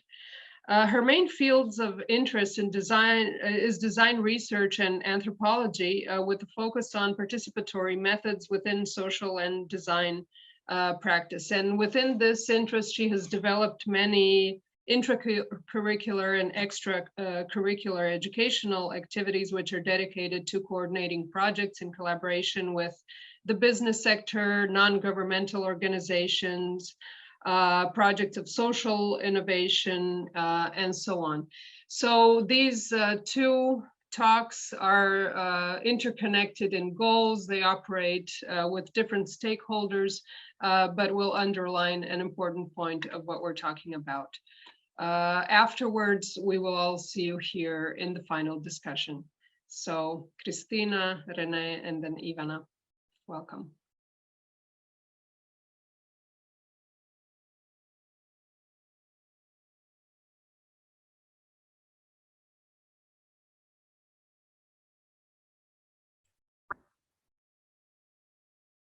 Hi everyone, my name is Kristina Careva. And I'm Rene Lisac. We are both associate professors at the Faculty of Architecture and University of Zagreb. We will speak about city acupuncture, the initiative that we lead for the last 12 years. So let's start.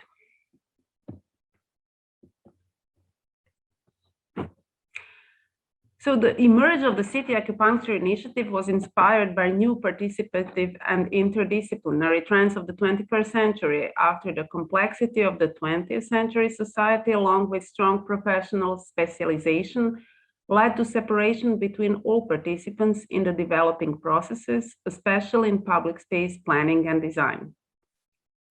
Lack of cohesion and consensus, along with poor communication between professions, citizens, government, and business sector, resulted in new trends emerging in the 21st century to bring sectors back together. René and me started the City Acupuncture Initiative in 2009. We wanted to develop a method that aims to improve city life quality through regeneration of public space. The idea has 3 main pillars. Small and precise interventions in the urban fabric can significantly improve urban life. Such interventions should be designed in the interdisciplinary discourse. And finally, residents, NGOs, government structures, and all other stakeholders must be involved in the process. For the past 12 years, we held some 20 workshops in 7 cities with more than 250 professionals, 40 mentors, and 30 lecturers. The output consists of around 120 spatial interventions, out of which 20 are realized. Out of that activities in this lecture, we will present one EU-funded project and our elective course. So first example that we will show you today is city acupuncture, a comprehensive project with numerous realized interventions.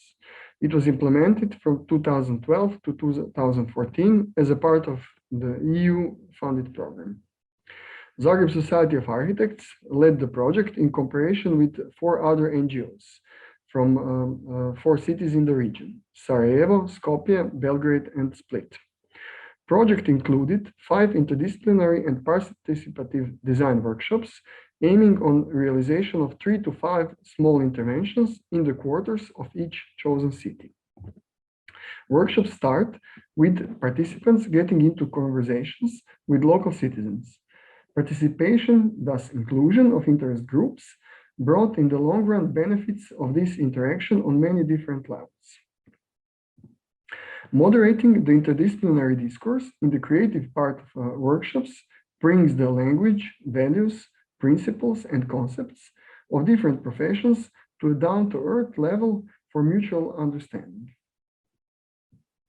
Small acupunctural interventions realized in 5 different cities during the EU project brought fresh, creative, and functional design into previously anemic public spaces. Interventions using different mediums actively interact with the public by enhancing conviviality, dialogue, interactivity, bring criticism, exploration, or humor. So let's look at these 5 cities. Quarter Debar Malo in Skopje was recognized as a neighborhood that has positive identity bothered by traffic congestion and lack of pedestrian areas. Some quality public space and elements for socializing are also missing. Some of the proposed interventions pointed out the pedestrian problem on key locations like school entrance. Another intervention that was realized articulated the dead end of one of the streets as a place to socialize. Second example is the quarter Sava Mala in Belgrade that was once very lively neighborhood, but lately faces depopulation and traffic congestions. It also attracts quite a lot of alternative culture institutions and happenings. One of the groups used ghost people in the visualizations of their proposed interventions, as due to depopulation, almost no inhabitants actually live in the quarter. Ghost people received such a positive perception from the audience and critics alike that they become one of the realized interventions as the artist painted them on chosen empty walls of the neighborhood. The third example, quarter named Bistrik, almost centrally located in the city of Sarajevo, showed a lack of quality public space together with unrecognized specific cultural and historical background. One of the proposed interventions is an urban bench overlooking the city hall, positioned at the end of the unfinished pathway. Another proposal suggested peepholes designed and positioned around the quarter to show stories from historical, cultural, and local citizens' realm. Due to social conflicts and riots in the year of the project, sadly, no interventions were realized in Sarajevo. So in Split, the 4th workshop, Old Quarter, named Varoš, is centrally located in the city of Split. It used to have strong and recognizable identity together with firm connections established between its residents. This social capital is being lost, and most of interventions aimed on supporting its revival. One of the proposals suggested urban equipment for walkers and sports alike to be positioned along Senjska Street, the main pedestrian passage that connects waterfront to Marin City Forest, to the heart of Varoš. This intervention was realized with the help of local craftsmen. In Zagreb, the quarter Savica lays along the river Sava and struggles with anonymous identity of the socialist era. Rich with public spaces, but anonymous and cold.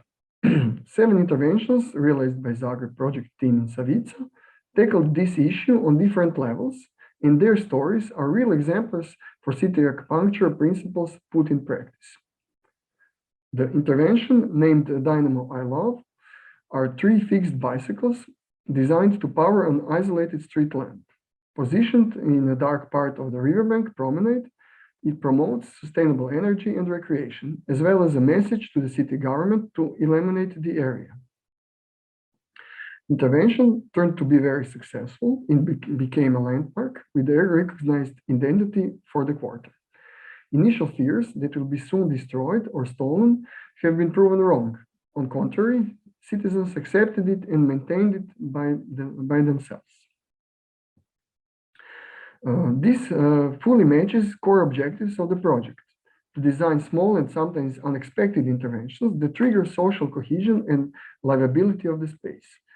Furthermore, a highly participative approach in design and planning has proven to improve citizens' relation to public space they use, appreciation of its qualities, enhancing the sense of spatial identity and motivation to participate in protection, maintenance, and improvement.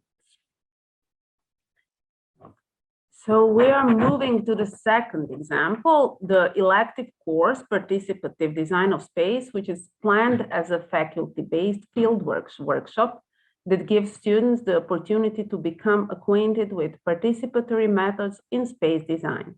In this way, the user's opinion is included in the cognitive fund when drafting the conceptual solution of a small-scale task in the public space or in any area of interaction. Students learn to identify and critically evaluate participatory content to generate the conceptual level of planning, the intent, to discuss it with users, to translate it directly and recognizably into a viable solution, to present it successfully, and to participate in the realization.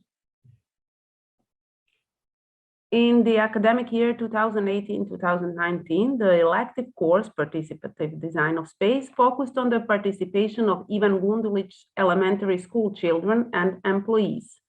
And the goal of the course was to architecturally redefine the school entrance space.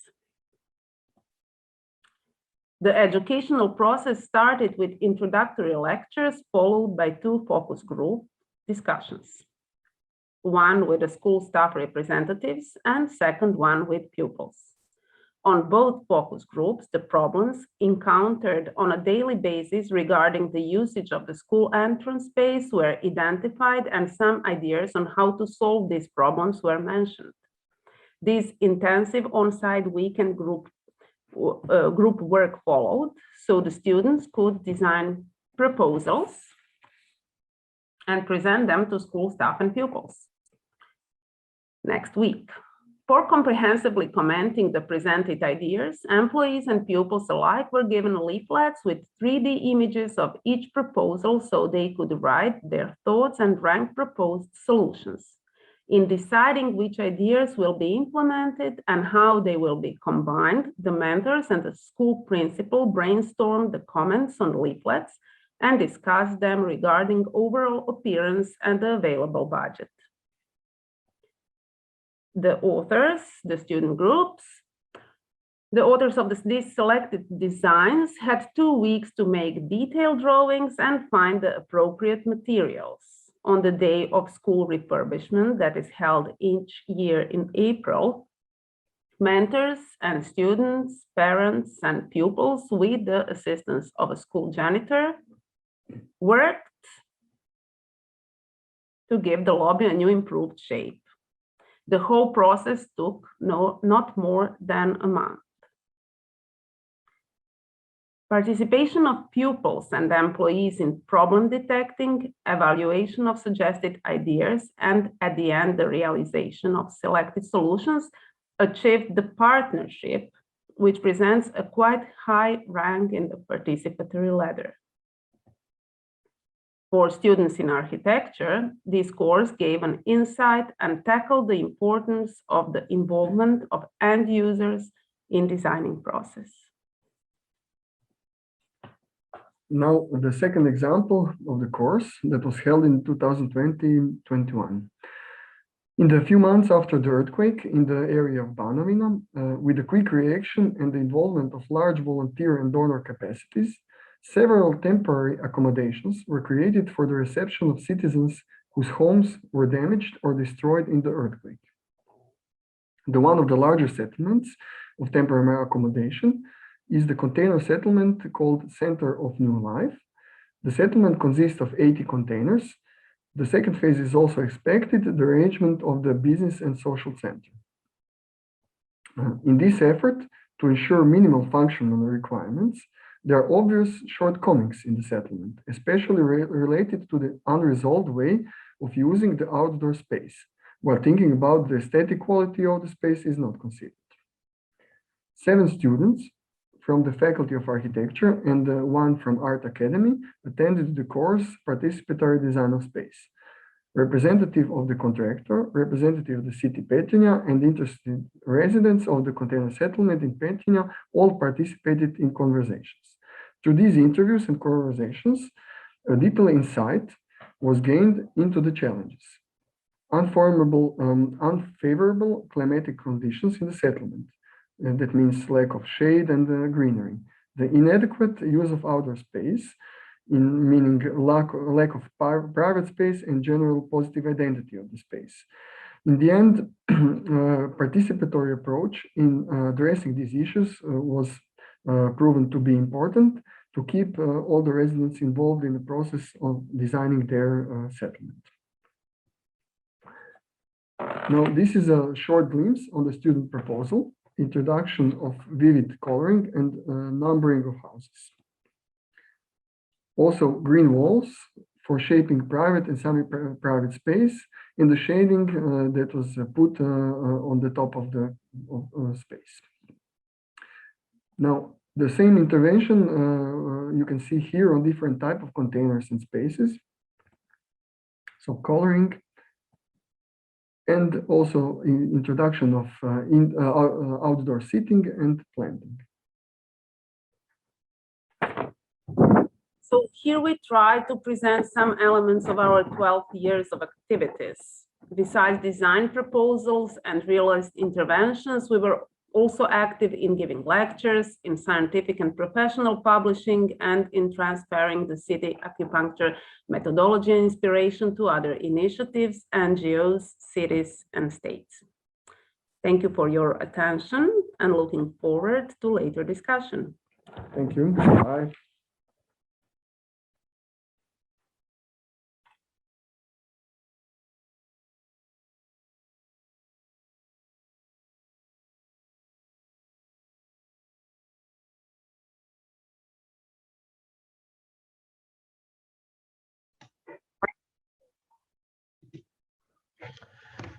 Hello, my name is Ivana Fabrio. I'm a teacher and mentor here at the School of Design, Faculty of Architecture, University of Zagreb. And today I'm going to be talking about the deep dialogue and co-creating in design education. We'll be tackling some other issues like transitions, participation, of course, co-design, resilience, and so on. But the most important part of my presentation will be a project that was based on participatory design methods and developed through and in cooperation with NGO on a project of social innovation. It's called Bars Are Not Barriers.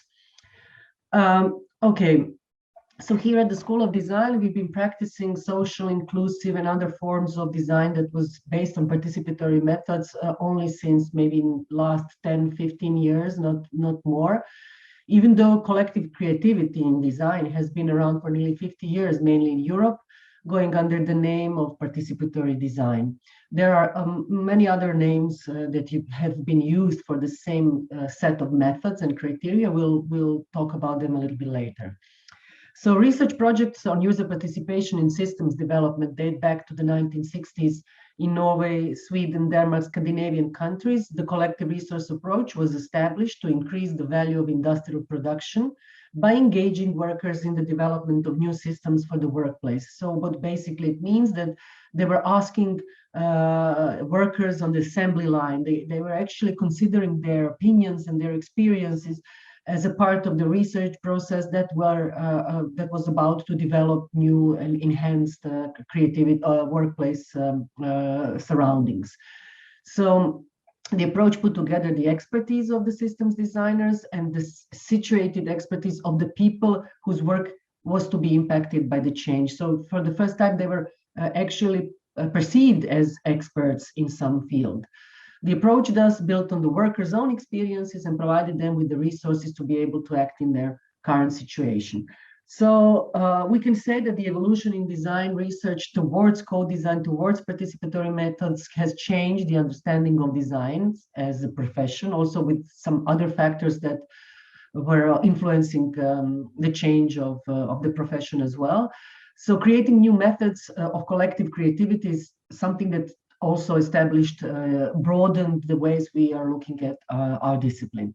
So transformation towards a sustainable way of life.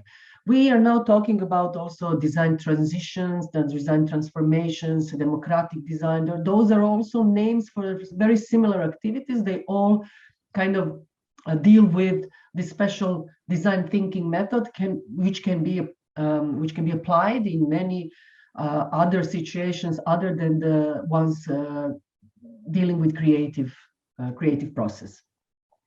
So at the conference in 1961 at the Design and Research Society in Manchester, where design participation was, we can say, for the first time inaugurated, Professor Nigel Cross, who was a very famous theoretician at the time, he said that professional designers in every field have failed in their assumed responsibility to predict and to design out the adverse effects of their projects.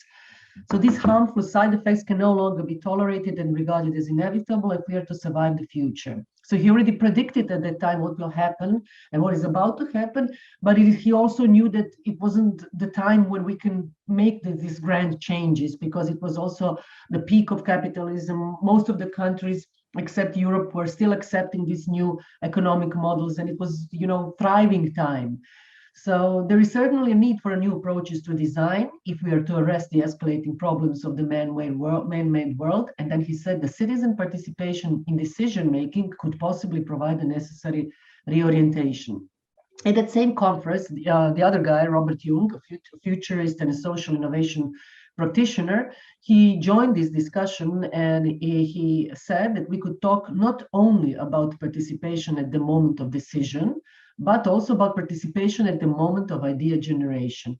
It was based on the assumption that all people have the capacity to be creative, the capacity to think laterally, to think out of the mainstream, and it only takes methods and processes that guide them through this process, through these phases, so that they can, make something, make an output that has a creative vibe, the creative aura, we can say. We can begin the preparation for this radical change. And as a prognostician, he said, I don't think this change will take place before the end of the century. We will first have to suffer from the lack of foresight of our fathers and forefathers. After that, something radically different can come, but it won't come on its own. It has to be prepared. So the diagnosis was already done back at that time, but they also knew that it wasn't at the right time. We had to, be in a time of crisis to have these radical new changes. So by the 90s, the basic premise most national systems, especially the European, American, and the democratic national systems were built upon was the scientific discoveries and also inventions. They said that this would lead naturally to economic development and thus social progress, cultural progress, and so on. So research activities which were initiated considered the public only as a passive recipient. That design most of the time is dealing with people as consumers, as shoppers. So it is kind of restraining to have this, and you have this huge potential in people, in connections, in communication, in relations of the people in the community, and you don't use it. You just serve them the results. So new approaches imply the involvement of the public as active participants from the beginning of the process, and the solution should be aimed at positive public influence. This was 90s. That they realized a lot more than before, but still the public was generally not conceived as a co-author, co-designer, co-architect, and so on. So involving stakeholders from different sectors is the way to align public policy with society's preferences, which leads to resilient and sustainable solutions. I think that we cannot avoid the resiliency when talking about these issues. We'll just briefly tackle them a little bit later. At that particular time, also there was a big and strong influence from Paola Antonelli, New York-based theoretician and also curator at MoMA. And she was also kind of urging the need for change in education in general, in terms of thinking what design, also architecture, all creative fields can do and how they can deal with the society in general. So she said, there are still people who believe that design is just about making things, people, and places pretty. In truth, design has spread like gas to almost all facets of human activity, from science and education to politics and policy making. One of the design's most fundamental tasks is to help people deal with change. That was very important, what she says. Also, this was the time where design started to be considered not a box, not a department, not a discipline, single discipline, but a mindset, an approach, a behavior, what they said. And they also were predicting that in the near future, designers will be more like physicists, something in between theory and practice, in between theoretical and applied, and not divided according to their reductive specialty, like graphic, web, product, and so on, but in terms of how well intertwined are, theoretical and applied dimensions of design.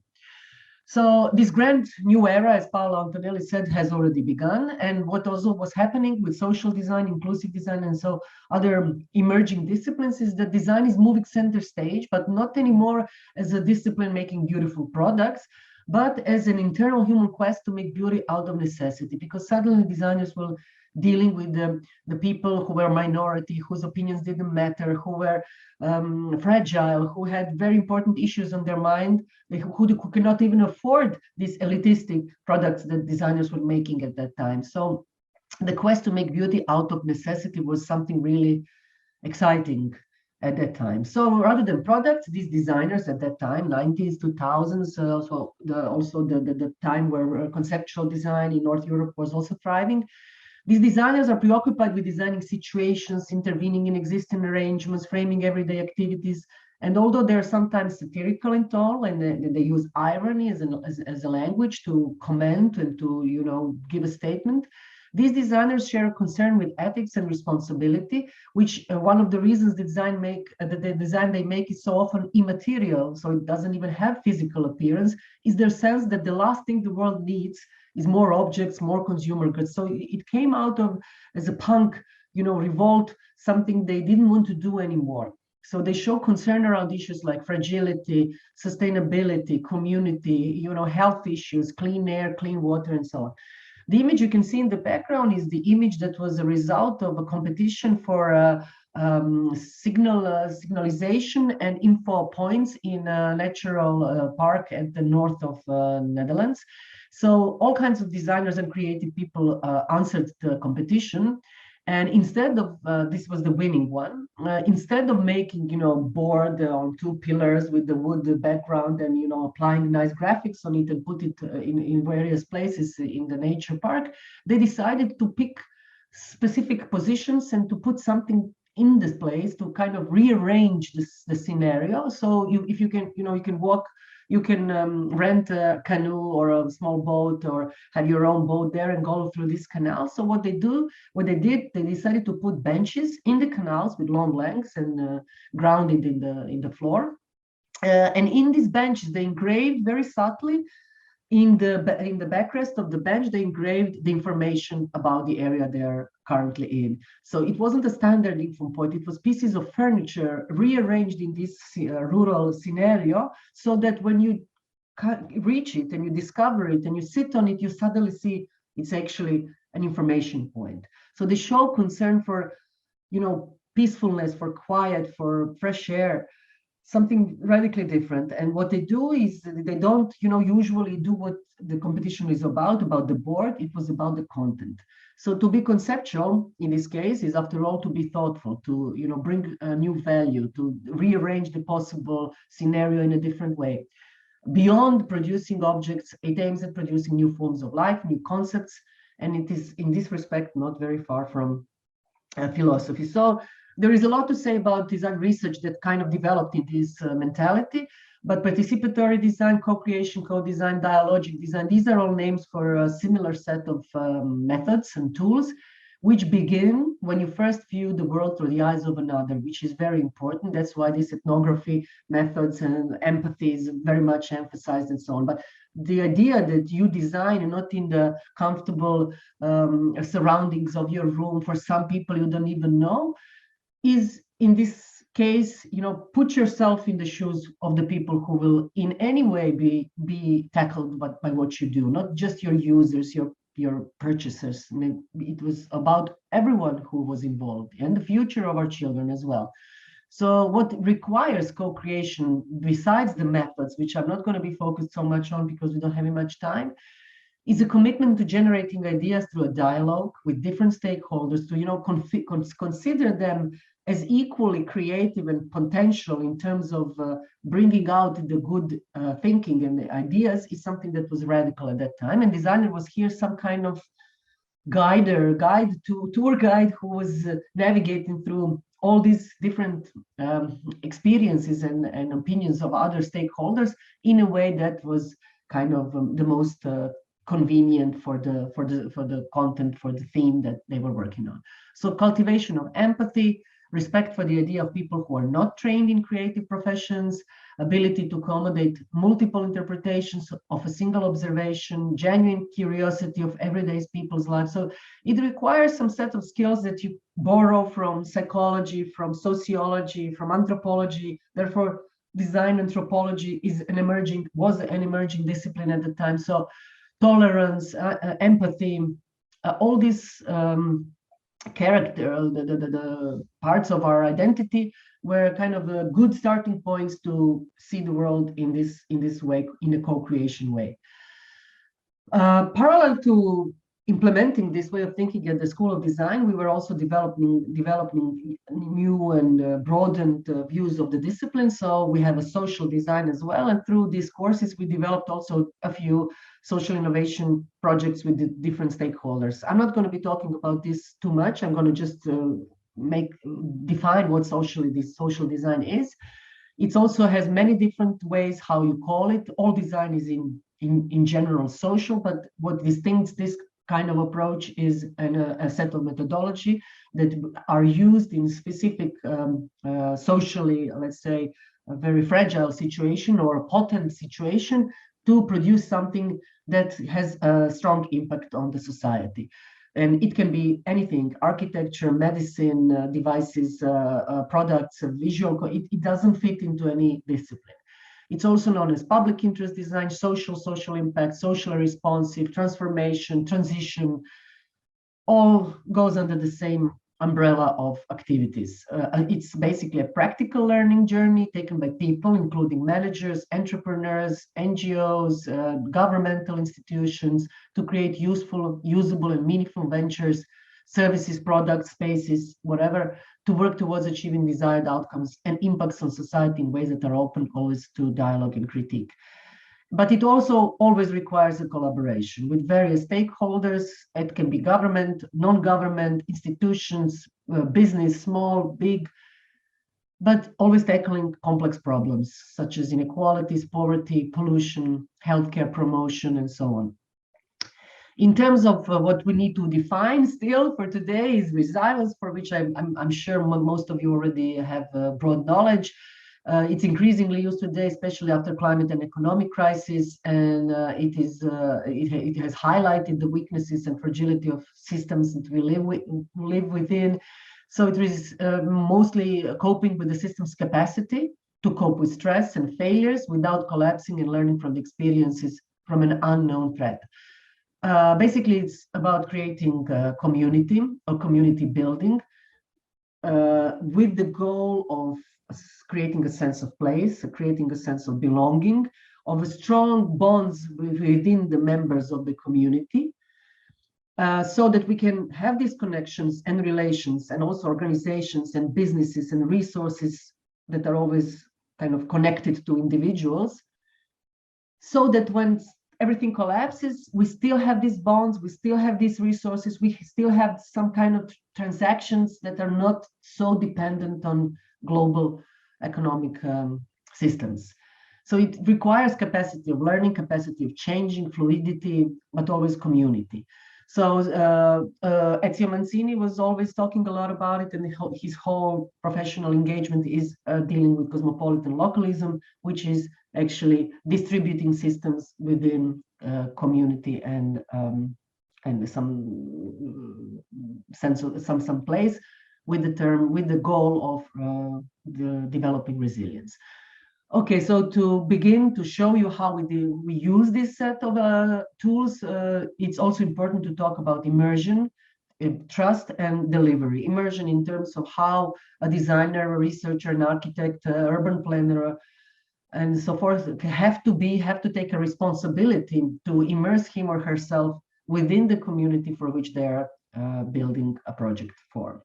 Trust to gain is also a prerequisite for creating collaboration and for creating trust between people who are involved. And also delivery is about expectations, not exceeding these expectations with grand solutions which are not able to be produced or to be implemented and so on. So these three are the most important factors: immersion, trust, and delivery. Immersion, I said already, is necessary to gain thorough knowledge of that community and experience, so we can understand the environments of its members. And this is the project we were working on. It's called Bars Are Not Barriers. It was developed together with Parents in Action. It's an NGO. Roda is Croatian name, which also means a stork. Is a civil society organization founded in 2001 by a group of parents as direct answer to the reductions of maternity leave benefits. But they later on, they developed all kinds of activities. They were protecting the idea of strong bonds between family members, dignified pregnancy, parenthood, and childhood in Croatia in general. They were also active in tackling problems and needs of children whose parents are in prison. That's where we fit in with this project. They had various projects, some of them development of reading programs for prisoners, co-financing the travel costs for children visiting their parents in prison. You will see why is that important. Advocating the change in legislative and therapeutic programs. So this kind of cooperation we had with them was one, in a way, advocating the change. So implementing strategies to prepare the ground for administration to change the laws so that things could develop for the better in all terms. Improvement of visitor spaces, which were in terrible state at the time.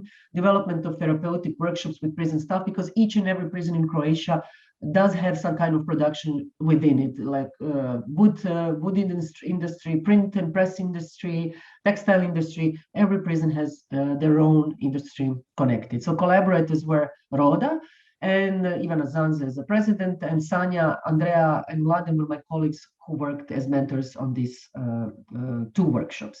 So within the only existing women prison in Croatia, which is Požega, there is a sewing workshop which is used by the inmates. And the idea of the project is to have a fund in which the profit from work done within the workshop by the inmates, with the inmates, can be used, can be sold to general population to finance the travel costs of the imprisoned women's children to the prison, which will increase the frequency of the children visits to their parents and hence improve their family ties. This was the overall goal of the project. And it was developed through a social innovation that we together created and implemented in two various prisons. So when the inmates leave the prison, they usually re-enter poverty or criminal cycles, and there is a lack of attention in order to prevent this cycle to take shape. So prison system is only dealing with prisoners being in prison, but not with prisoners going out of the prison, within their families, within the community, within the poverty scenarios that they live in. So the Rodas is targeting a shortcoming in the system, in the legislative, in the administration, in the actual welfare system. What we used is an ethnographic style observation. We went to both these prisons with our students to ask questions, to get to understand deeply what is the struggle, what are the obstacles, and what is the potential within these scenarios that can provide inspiration and grounding for innovation and design. We also had a very strong idea that it has to be culturally relevant, it has to respond, the products, the set of products, to the real needs, and it has to have desired social or market impact. Also, we did a market survey on the question of how likely would people buy products of the same quality and price as the others, designed products, as the others on the market, if they knew that they were produced by prisoners. It was important for us to know how stereotypes, prejudices can push people to decide in which way when they're purchasing something. So it was very good to know that people, you see the green, it's very likely. So it's very likely that people will buy umbrellas, souvenirs, textile bags, furniture, clothes, kids, even kids' toys. You will see that it's a little bit less than other categories if they knew that they were produced by prisoners. It was already a good starting point for us that even if we label them with the story of how they were made and where they were made and who they were made by, that it won't, destroy their perception and their quality with the people. They should also not generate new needs. These were the criteria. Not to be bought out of pity. They should be recycled, not harming the environment. Always must encourage parent-childhood connections. This is something very important to Roda, but also for us in terms of creating stronger bonds between prisoners and their children. Not creating stereotypes, mustn't discriminate. These are all common criteria. So also what we did is we really were emphasizing the fact that we need to go there. We need to, get to know the prison system, get to know the prisoners, the staff, the therapeutic staff, and everybody who were dealing with them at this process. So we considered them as partners in all aspects of the design process. We came there with our laptops, with our presentations. So first day we were just talking who we are and what we do. And then we got to the process more deeply. And also what was important for us, for the students, which we were working on, to give up a certain amount of control and let the community's input inform their design, which means, not all the designs have to be very clean, very designerly, very cool, how they would make it if they didn't go to the prison. You have to let prisoners, let people, let community take their part, let them do something creative. You can always guide it a little bit if it's needed. So these are the real photos. This was the space where we did the workshop, this large open space. First workshop was in Požega with the female prisoners. So it's in 2014, over the 15% of children whose mothers were serving a sentence in Požega, most of them lived 200 kilometers away from their families, which means that most of the cases, they're coming from very poor families. So these children could only visit their mothers once or twice a year tops. So this makes it very difficult and expensive. And also with time, it depends on the sentence, they lost bonds with their children. And this was also a problem affecting the parental ties, especially women, which can have negative consequences for their post-prison life, for the children's lives in general, for the future of the whole family. Here you can see a few photos of our workshops. These are our students and teachers, mentors. Brainstorming sessions, research phases, post-it notes, making textile, mapping the products from textile. The other issue that I said was very important is trust. There is no holy grail for community involvement. It requires full authenticity and relationship. Anything less and people go away feeling used. We didn't want to have a kind of workshop that was all cool and fancy for our students, but to close all the doors afterwards so that no one else ever lets students and design to enter the prison. It was really fascinating what happened there and how it was really so strong and so many beautiful bonds were created between everybody who was involved in these workshops. It was an amazing discovery. Also, it was a very big issue that we deal with our own stereotypes. We came there with imagination who these people are and how they live and how dangerous they are. This is a prisoner holding a baby so that we can take measurements and ergonomics from the doll, the machines we were using. So it was also maybe potentially dangerous because you had scalpels, knives, machines, all kinds of stuff that can be potentially dangerous, but nothing ever happened in this way. we won their trust. That's what was important. We showed them that we are serious about partnering with them. We really, we listened to them. That's what we did for the first couple of days. This is a real prisoner and the photos from the real workshop scenario. So I'm going to guide you through the product outputs.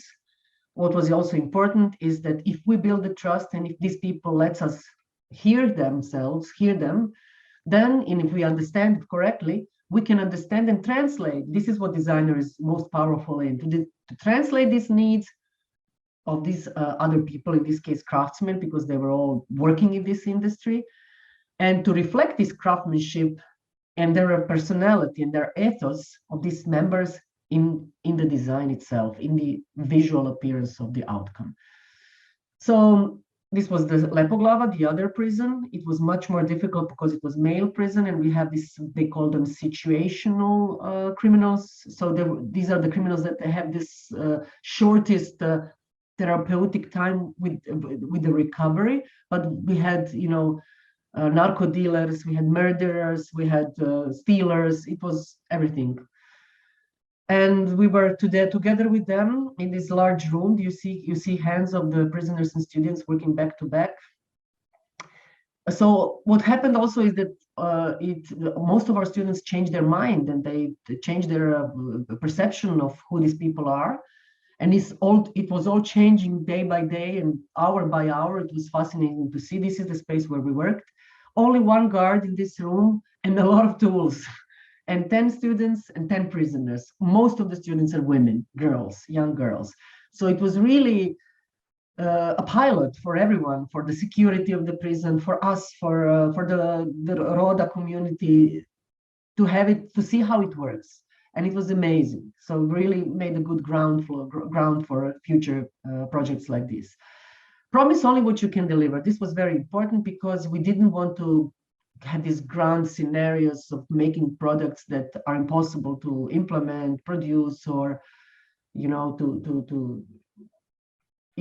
try to stay grounded. We worked also overnight. We slept in the prison, but outside of their own where the prisoners are, but in the system of the prison. Late night working with mentors. Yes, try to avoid inventing grand solutions and be satisfied with what you can do at the time you have. That was very important because we only had 5 days and we had to create prototypes, to test them, to do lots of things. So these are 2 actual spaces. Just so you can see how big and strong wood industry they have, really big capacity. So you can see an inmate here doing, he's using his own tool for alternative tattooing, because they always have this urge to tattoo themselves, and so they invent all kinds of stuff to do that illegally. But they use this technique now to tattoo the wood with the visual identity that our students created, wood burning technique inspired by tattoo skills, which was amazing. And we had this amazing, there was this guy who had this amazing typography skill that we could really use within these products.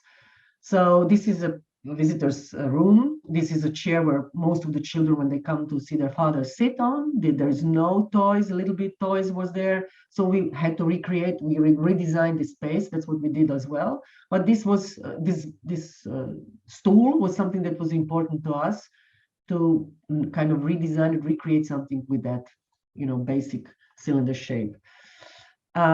So inspired by that cylinder shape, we created a different proportion cylinder shape with all kinds of additional elements, very abstract, but when they kind of compose in a different scenarios, when you gather them in different ways, then you can have figurative toys, many associations, like little trains, little animals, little elephants, so on. So it can all be assembled again in this cylinder, and you can sit on it still, and it can be all clean and nice for the prisoner staff.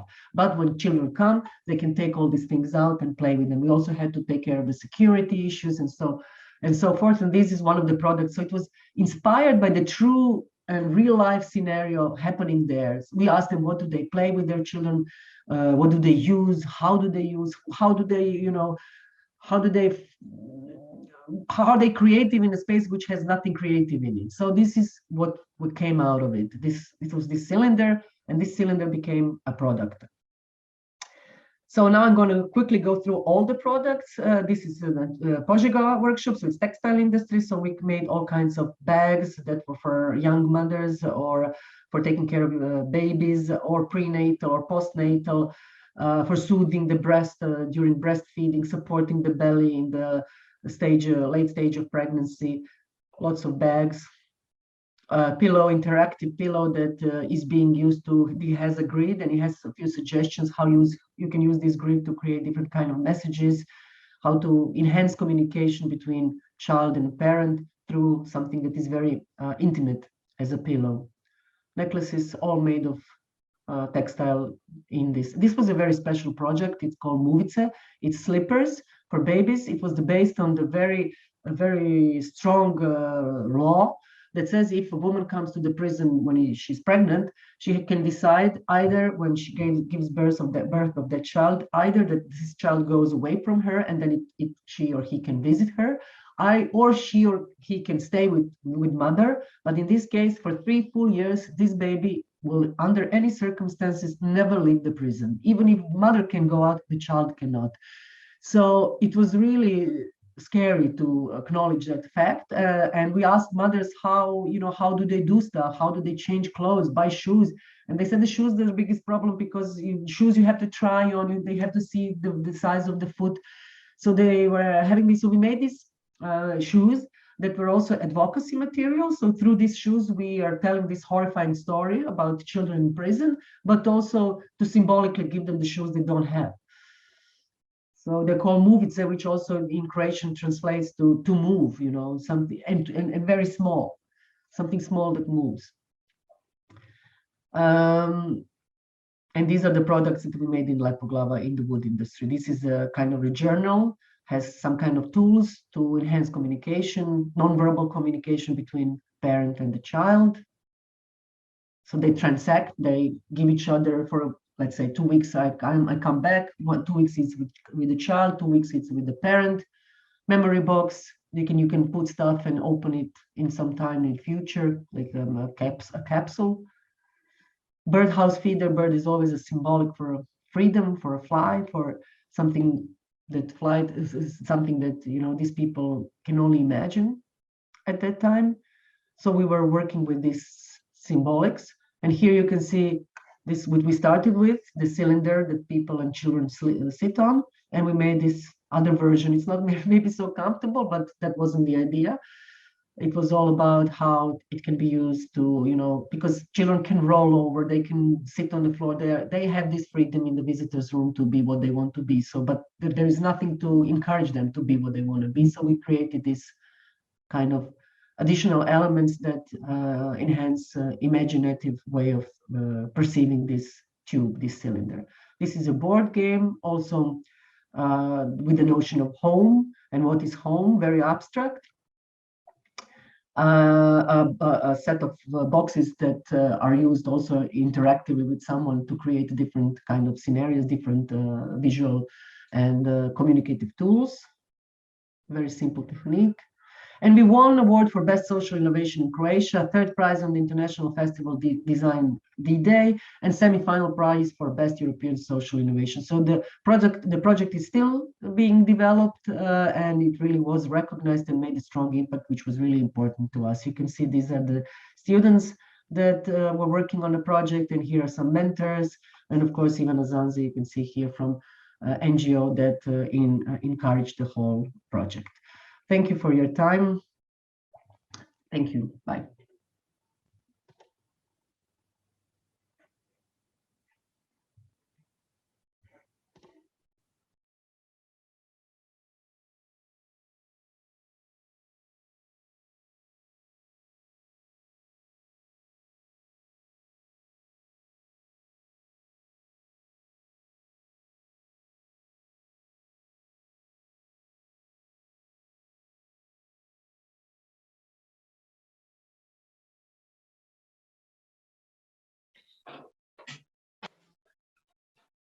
Thank you. Thank you all very much for these wonderful concrete examples of how these issues can be approached in direct action towards the communities in very different contexts and on very different levels. Before we continue the discussion with the recap of the sessions, and I hope all of our moderators are inside. Just a second, I have to turn off, sorry, I was listening to the YouTube simultaneously. I would like to say something that I forgot to say in the first block, namely you surely noticed the film that was streamed in our first break, To Bow to House. It's a movie that was made by students of our school in a self-initiated workshop that they had, in which they tackled various topics that they perceived as important related to the new European Bauhaus initiative. And about this workshop and its process and its conclusions, they made a movie which I just received yesterday, and I'm very grateful to them for that. There were many students participating in this initiative, but two of them who were in the organization were also members of the fifth panel dealing with the agency of the student collective. And in the various talks, I always feel the need to express the importance of the agency of the student collective and their contribution to the curriculum, the extracurricular activities, and the importance of all of these non-formal processes that somehow inform the culture of the school and form the culture of the school. Moving on to the sessions, I will invite each of the session moderators to give us a short recap in about 5 minutes on the most important points that were brought forth in the discussions, so we can go in the order of the sessions as they were listed. So I invite first Diogo Aguiar to give us a recap of the session, Architecture Triggering Interaction. Thank you, Mia. I'll try to be short. So we mainly started by asking the position of the public space in a moment where the public activities are shifting to the digital world, and how to think about the physical space in order that it promotes encounter and interaction, recovering its social and political dimension. We were mostly discussing about for whom are we talking about, for whom are we building. Cities are actually now mostly being thought about top-down strategies, and we were actually thinking how to recover the bottom-up strategies and to really design a city for city users rather than for tourists or economic interests. We were also thinking then about architecture as a social act, when we are aware that when building the buildings, we are also building the void that separates the building from each other. And by this, we are also configuring exterior spaces or public spaces or common spaces. We were thinking if there is still room for empty spaces in the city, or if our public spaces over-designed. The discussion was mostly about the importance of the non-institutionalized spaces, about the in-between spaces, about the scale of the spaces we are designing, and mostly about the importance of local networks. We were discussing the concepts of public space, of common space, and actually of free space as well. One interesting idea is that there is no void in nature, there is no void in politics, there should be no void in architecture, because the empty is actually full of potential. So we were thinking in how to approach the void as something which is positive and as the possibility of change. And then, because most of the panelists present on the session today, they were actually coming from different backgrounds. They were university professors, they were architectural practitioners, they were PhD students, and all of them, they would have kind of different interests that would vary between the observation and persistence of the built heritage or the programmatic exploration of architectural typologies today, or even the subversive or collaborative strategies present in ephemeral or social intervention architectures.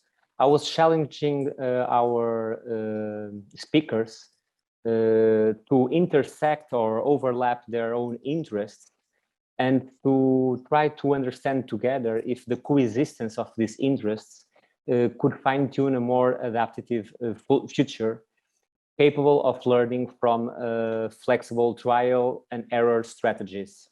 So we were actually discussing if the built heritage could benefit from a programmatic reinvention, or if a new social typology could be born by testing micro-social intervention architectures, for instance. In fact, we are facing an ever-mutating world, and some of the most paradigmatic notions of architecture, such as permanence and programmatic prevalence, are still the notions we are dealing today. So it's mostly about these topics we were discussing. We were discussing about how did the pandemic change the real activity of the architects? What is the real activity of the architects? And who are the ones designing the cities today? Are they the architects or the contractors? And how are we changing this? So the discussion was mostly about these three topics, and these were some of the feedback. So we are talking about that we need to promote density, we need to promote inclusivity, we need to promote security, we need to promote climate comforts, we need to promote meaning, but we also need to promote flexibility. So how to go one step lower, how to emphasize with the ones we are designing to, and how to start designing for people rather than for your own ego. So this is mostly our session. Thank you very much, Diogo. I think maybe we can go back to some of the issues that you mentioned, but I think they will also be popping up in the other sessions as well. There are many common itches, if we can frame them like that. I moderated the session on green infrastructure and public space, so I will go through some of the main points of the discussion. We started with education, actually, and how this shift in design culture from making beautiful buildings to a holistic approach to cities and territories and landscapes has to be changed through the way that we educate. Where we move from compartmentalization towards multidisciplinarity. Marta Lambastida here stressed the importance of putting students and teachers alike outside of their comfort zones in a joint liminal state of learning, sharing the opinions that we need to educate experts of nothing and treat anticipation and training for uncertainty as goals within education. So kind of give up on having answers in a world that is constantly changing. We then focused more on the concept of urban green infrastructures that support not only ecological but cultural functions, and the potential of green infrastructure to promote social interaction and the measures and the priorities we need to achieve this, especially in South European cities lacking open spaces. And a problem here, as Anna Sopina pointed out, is a problem that we share in our Southern context, is the constant observing of of empty spaces or green fields as a source of capital gain, rather than resources of improving the quality of life and kind of vigilantly protecting them. So she pointed out the three key issues we need to bear in mind in our priorities, and those are connectivity, multifunctionality, and urban identity, which are all aspects of an integrated urban green, which promotes interaction and social cohesion. Then we moved the discussion in scale to the smaller scale towards specific urban cultures and matrices of the South European city, as well as the architectural language of both historic and modern architecture evolving in these contexts, which can be observed also through the relation to open space. And Antonio Esposito here pointed toward the challenges of dialogues and interventions in prioritizing public space, shifting the way that we observe them and plan them, and reforming neighborhoods by introducing green infrastructure, removing cars, etc. But these common goals cannot lead to common solutions. And the only thing in common here is the common sensitivity to the narratives of each of our specific context and what it conveys. Then we shifted the discussion towards the actual threats within cities and how they relate to green infrastructure with Marine Serten and Sadia Deliu, who research urban flooding and urban heat islands. Marine here pointed to a really important paradigm shift, which shouldn't be approached at the end, but as treating a problem, but using this as an opportunity to rethink the way that we design cities, address it as a trigger to innovate and use climate events as vantage points for new urban realities, identities, and expressions where we can relearn from vernacular systems, but also develop new technologies. So not acting against, but building upon. Sadia pointed out an important part of, beside the obvious importance of green infrastructure in mitigating urban heat islands, she also pointed to thinking about the regional scale, the peri-urban vegetation for cooling effects and catering to wind corridors and so on. So observing this question in a much broader sense. And then we ended the discussion with Elina Varuksaki and Sara Oliveira, talking about the agency of the citizens in these topics, the reciprocity of private and public, the changing of cultures, and how participation and the responsibility of the citizens is pivotal to creating these urban environments, which will actually be used and appropriated from the people using them. So how we can frame this through the processes that these green spaces inhabit while allowing from spontaneity. And I think spontaneity was also kind of a key word in your session, Diogo. So yeah, I can conclude this. Sarah at the end made a good point about students acting as agents who trigger agency in the projects that they design. So that's our session in short. I think the next one here to present is Ida on the session of reuse. Yes. So our session was about active reuse in public buildings. First of all, the meaning of reuse is very reused so many times. We all reacted almost the same as once again we are talking about reuse. But then we realized, Mark told that, okay, but our generation will only reuse buildings. It will be the main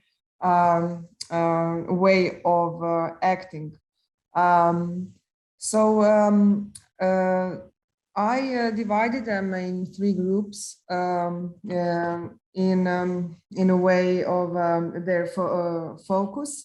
Also, this subtitle and reflect on which they had to reflect was this opposites between the physical reuse and programmatic and the relationship between them. So we started with a heritage group. Of course, also these opposites and discrepancy and sometimes non-working together with this programmatic and physical part is also something which is in my private experience with the ECOC project, which was really firstly and mainly programmatic, but it was mediated as infrastructural, as physical. So this heritage group, we had conclusion that obligations connected with heritage have to be overdone with the community, because heritage and community sometimes don't work together.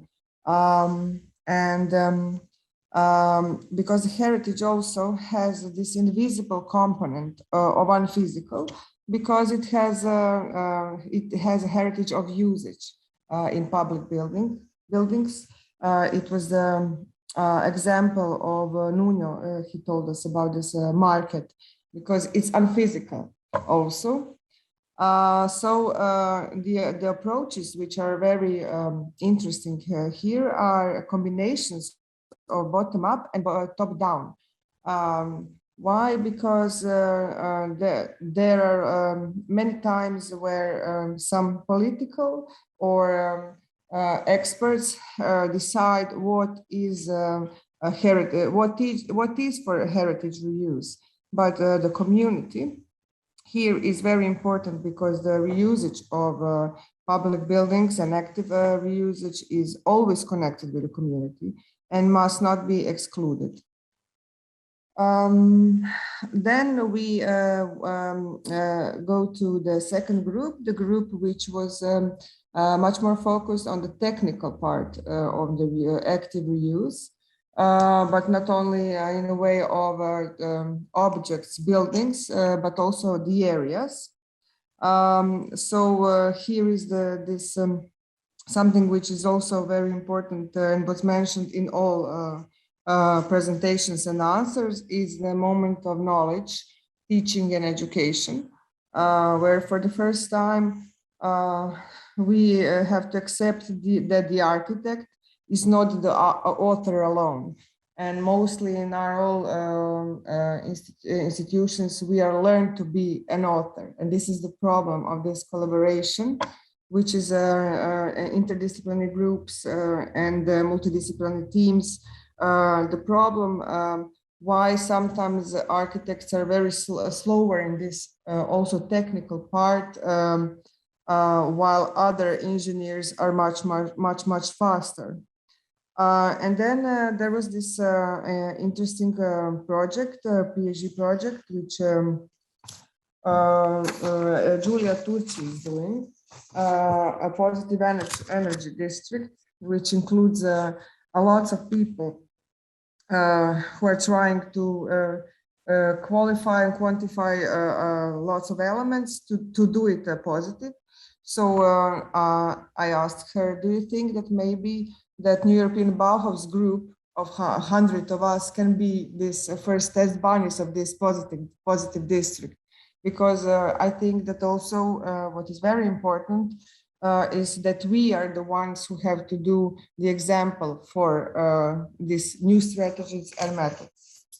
And then we go to our last group, which was a group which dealt with strategies, ideas, and speculations, also in a way experiments. where lots of projects and some examples are dealing with unfinished process. And also what Saveria told was very interesting. The project she's dealing with is what is the long-term life of a building? What if we are planning something with a continuous evolution where there is no end of something programmatic, what we are planning. This also is connected with this uncertainty and changes already mentioned before, and this how to do the strategy for known unknowns. This is very interesting moment. And can a strategy, and what is a fixed element if all the other parts are changeable? And we finished by asking ourselves, Jana, by Jana asking herself, what if adaptive reuse is sometimes not the answer? What if subtraction or non-building or opening new voids is the solution? This is how we finished. And what I can add to this recap were two things which were mentioned everywhere: knowledge, teaching, and education as an obligation, how to apply all these themes. And something which was also questioned in all the answers is a role of an architect. So what we also intuitively know that maybe the role of an architect as a builder, as a togetherness guy, as one, is not good enough for the contemporary world. Thank you. Thank you. The next session dealt with the notion of co-creating in education and was moderated by Riva Lava from Athens. So Riva, I hope your signal in Slovenia is good enough. Yes, I think so. I'm not in Slovenia. I'm in Azolo. I'm close. Not anymore. Okay. Yes. Anyway, it doesn't even matter. Well, we had a very dynamic group with very diverse and interesting approaches to the topic co-creation and education. Amongst us was Kristina Chareva and Rene Lisak and Ivana Fabrio, who you heard in detail, and they gave us a small preview of their projects. We also, I have to say that we, whilst we were discussing exactly that, co-creating in education, we stretched and reached beyond the academic community. We reached to society, and this is pretty obvious in Ivana's project, and also 2 generations into the future, because education is really seen as this very basic and fundamental change in society from which we can hope for better values and ways of managing what we are experiencing now. So I will not say much about the two topics you have heard in length, but I will add some comments to that. Joachim Moreno spoke about the attributes of the open school and connected that to the situation today, realizing and saying that during the pandemic, we could really see how teenagers, adolescents were left out, even when media-assisted education could solve problems. Our teenagers were not included really, and it's important to move them from social messages and social media to public space. You know, that has a lot of different repercussions, so to say. Obviously, from the project of Kristina Chareva, we see also, and Ivana, we also spoke about children, how children are great agents in all the projects that presuppose participation. They're great ambassadors. These are the people who will not get stuck in stereotypes, and they really can bring new knowledge back to society through their openness and through their presence, the way they are. And this is why we say it takes 1 or 2 generations really to go forward. Eva discussed the spontaneous urban spaces, pockets that emerged in cities, and also gave personal experiences how this kind of spaces really can make somebody feel included, can make somebody feel they belong, and how we could possibly really incorporate and adopt those spontaneous city pockets, places that are basically occupied by young people and in ways that are not designed. How can we include in our education and how of designing the city? And it was said that what we need is not a recipe, but we need practices. We need practices as starting points and adopt that way such spontaneous public spaces in our design. Now, the helix model you saw presented by Renee, there was the question, how could we really use this, as it's very detailed and very well elaborated? How could we bring this into education? And he said, well, we can do this. We can bring participatory design models into education, primarily by creating a space where everybody can speak and where it's clearly stated that we need to create a product that listens to others in the best possible way. So this is a place to begin, and it's not to create a sophisticated architectural expression, but to be able to translate participatory voices into the product we design.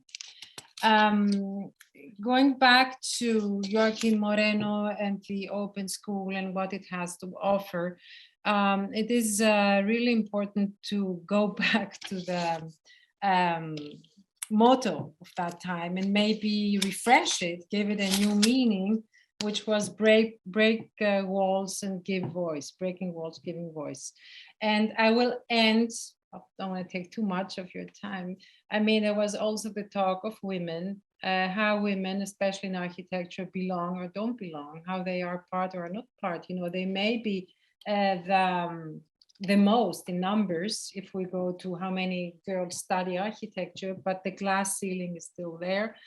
Studio culture may not exactly incorporate a young architect who may have to take care of family members as well, and how this keeps being there. And we have far not surpassed these issues about equality and about incorporating women in the studio culture, in education, but also in the profession.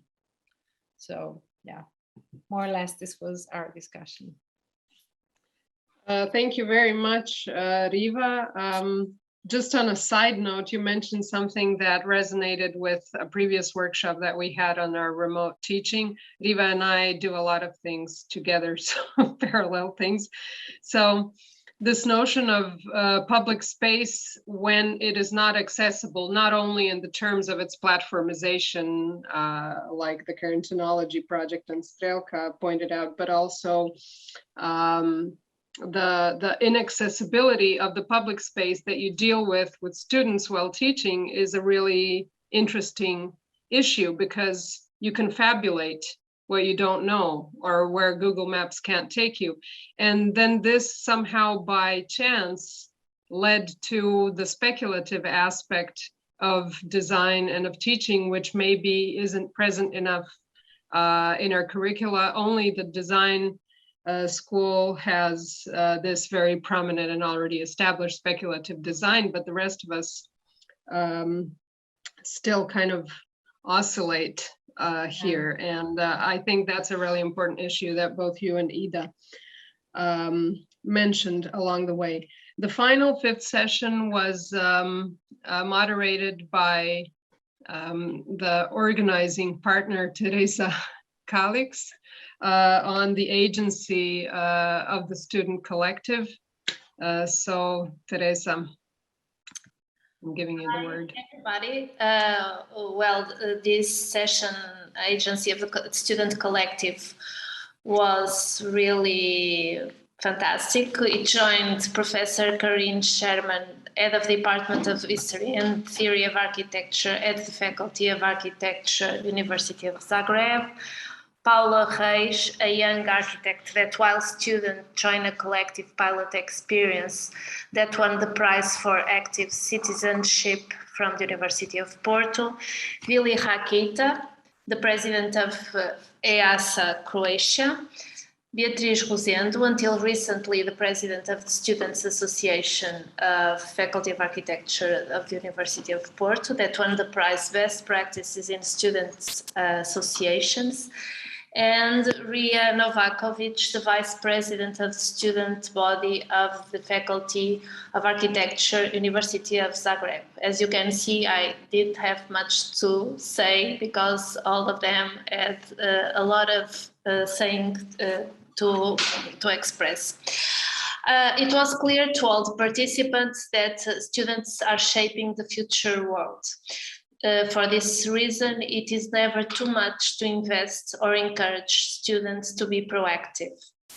So the agency of students at the original Bauhaus, explained by Professor Karin Sherman, allowed us to understand that those students were ambitious, and their objectives allowed the creation of that avant-garde laboratory connected to the needs of the society of that time. So the agency of students and that particular moment in history was possible thanks to the support of the Bauhaus School and of Walter Gropius as its charismatic founder. It is also clear that the last decades showed the ceaseless growth of individualism.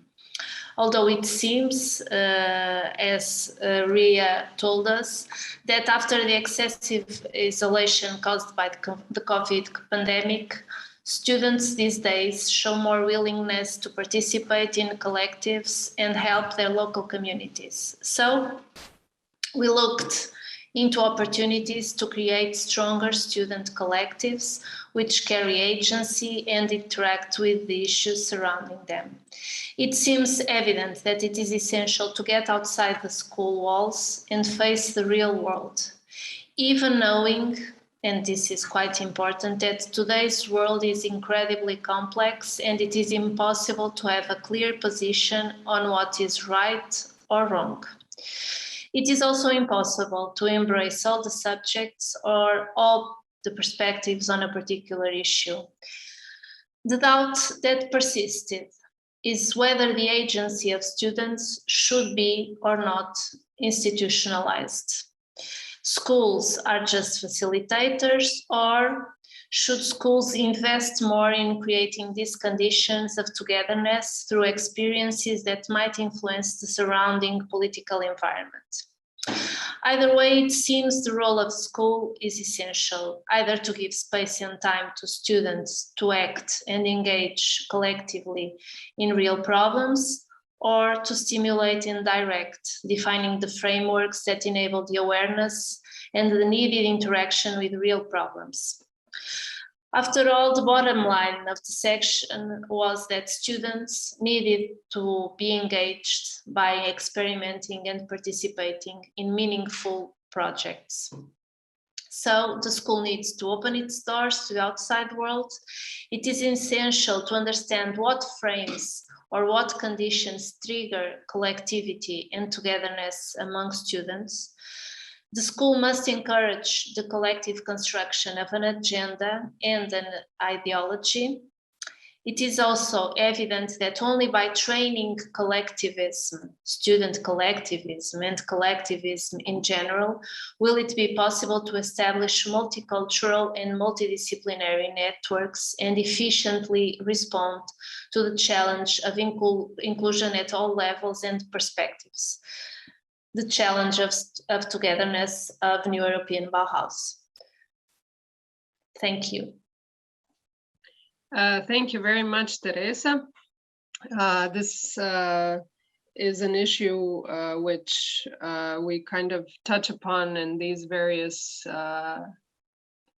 aspects and events in our Hidden School Conference, and these implicit layers of the NEBgS South conferences, where we always have students and PhD students present to somehow incorporate the voices. As one of the participants of our Zagreb 219 conference pointed out, the students told us to let them help us in how we shape the curriculum.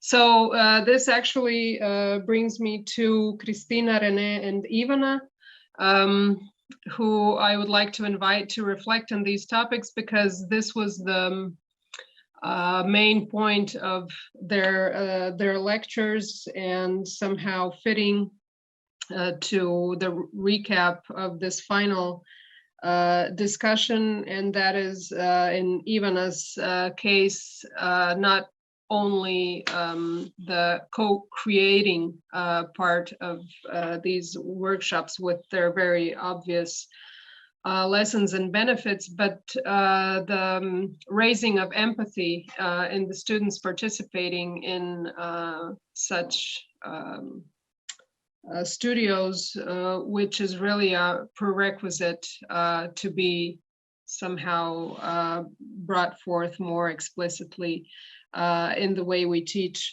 on one hand. So I would like Ivana to reflect on that topic, and then I'll turn to Kristina and Rene. Yeah. Okay, thank you, Mia. I don't know. It was all about, surprise. We didn't even know what to expect, especially in the workshop with the prison system. But what was at that time, when we were in the prison itself, the Norwegian group of researchers were going around the different prisons within Europe, and they were researching the ways therapeutic workshops, how prisoners benefit from it. And then when they came, they were looking through this, hole in the doors, and they were asking, what's going on in here? And then the prisoner leader said, don't go there. It's such a beautiful atmosphere. If we go there, like we, the administrators, we might ruin the atmosphere. So they were actually this was the pilot project within the whole European system. And then they saw us, and they saw these girls with all this within the whole scenario. And after that, they announced that this pilot will be introduced in different surroundings, such as Scandinavia and so on. So at that time, we just realized that this was the pilot, not just for Croatia, but also for the whole penalty system, which was really great. But in terms of students, it was, working day by day, minute by minute. They were not supposed to ask any questions about the penalties and the backgrounds, but students, they somehow came up with the name. They were also always just names, not the forenames. And within a few hours, they knew everything about these people. And they were actually the ones who adopted much sooner than us, the mentors. We had this, we were afraid because we thought we were responsible for them. So it was also beautiful to see how this connection from the real life and this scenario changed the whole perspective on the whole penalty system within each and every one of us. It was really an amazing experience. All of them cried when we were going home. This was really like a bus full of crying people going back from prison, crying to go back from prison. So yeah, that says it all. I don't need to explain. Yeah. Thanks, Ivana. That's a really touching example, and quite an extreme example of this stepping out of everyone's comfort zone and bringing both the teacher and the student collective into a state of the unknown and then joint exploration. René and Christina, you showed a different aspect of this participatory method that you developed and tested over the years. And it was also the grounding framework for a series of tactical interventions within the city of Zagreb, which evolved into the Zagreb za mene, or Zagreb for me, process, and was the basis of several architectural competitions. When you reflect on that project now, how do you see it, and what were the potentials in the development of this program? Well, maybe I can answer that. At this moment, at the moment that we started the project Zagreb for me, we saw it as something very normal and as expected for Zagreb. The need for decentralization of design in public space, forming identities of the city quarters, doing things in interdisciplinary manner, connecting people. It looked like a normal thing. We were surprised that the city of Zagreb accepted this project and started. But this was in the end, it turned out that this was more an exception than the rule. It was, let's say, an accident that happened in Zagreb. And somehow, looking back, I see that this project was really ahead of its time at that moment. And we were very unfortunate to see that they didn't. We were pushing for several years to try to come at least some interventions to react in some way, to have some public spaces designed so the people that were and the NGOs and all the participative public that were really broadly involved in this, that they get some answer to their information they gave to us. And the worst thing that happened from this project was that the expectation of the public was risen and nothing was delivered. So this is the problem with participation projects. If you don't deliver, you wasted your energy of the public, and the gained trust in the second step will be not as good as in the first try. So this was the problem with this project. The second thing to say about that is it was, as I said, it was ahead of its time. It was pushing walls of business being done as usual in the city, and it couldn't push through all this. Well, the things are changing a little bit now in Zagreb, and we'll see how things will go further. What I wanted to say in terms of all these innovative methodologies and participation in inclusive planning methods and so on, this is all trying to, and also the European Bauhaus is trying to make some new and fresh change in things, how are things being done here. The problem is it's always things going into circle. That it's really hard to make the change, but there are two entrance points to make the change, and this is governments, of course, in terms of supports and legislation and so on. But the second most important is education. Putting effort into good governments and into education are entrance points to break this vicious circle of not being to move forward.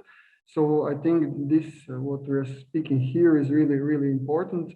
We maybe cannot change the politics and government so much, or we can, as we see things happening in Zagreb, but we can definitely influence education, and this is the starting point for change in sustainability, in innovation, and things so on. So, well, this is what was on my mind, and being inspired of this meeting here.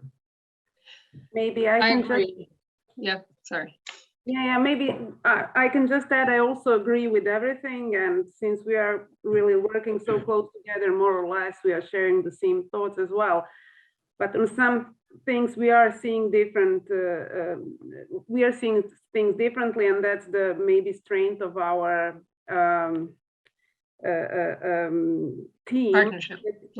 Yes, that we are somehow trying to if something is not very visible, then we are very much fighting against each other to see which point of view is better or addresses better. What I just wanted to say about Zagreb for me is that the preparation and the first stage of the project was really done good, I think, both from top down and bottom up. The problem is that it never went to the second phase. That's what René was telling about. So we really have it as a good example in this preparation part, because we've done that, but this next part was missing, and that's what we are sad because of that somehow.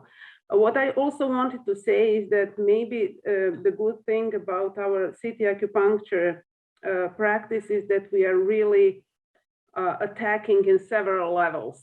We are going big and small, and NGO and government and small children and students.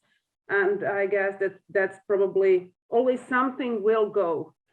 At least something will manage to succeed. And that's, I guess, that's needed, because if you're really doing a lot with this participation, somehow sometimes it's frustrating because it's hard to deal with all the stakeholders involved, and something is always missing, and so you are putting a lot of your effort and you're not getting this reward back.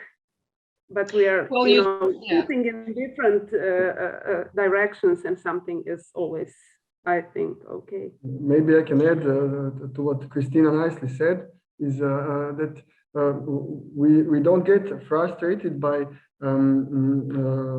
the things not being fully realized in some way, because we see it more as in education, we see it more as a seeding process. Yeah? The things we didn't build all the interventions we wanted, or the projects on Zagreb for me, but we can see as the seeds sprout out on some strange moments you don't even expect from all this effort, and the inspiration comes out when you don't expect it, and this is maybe even nicer.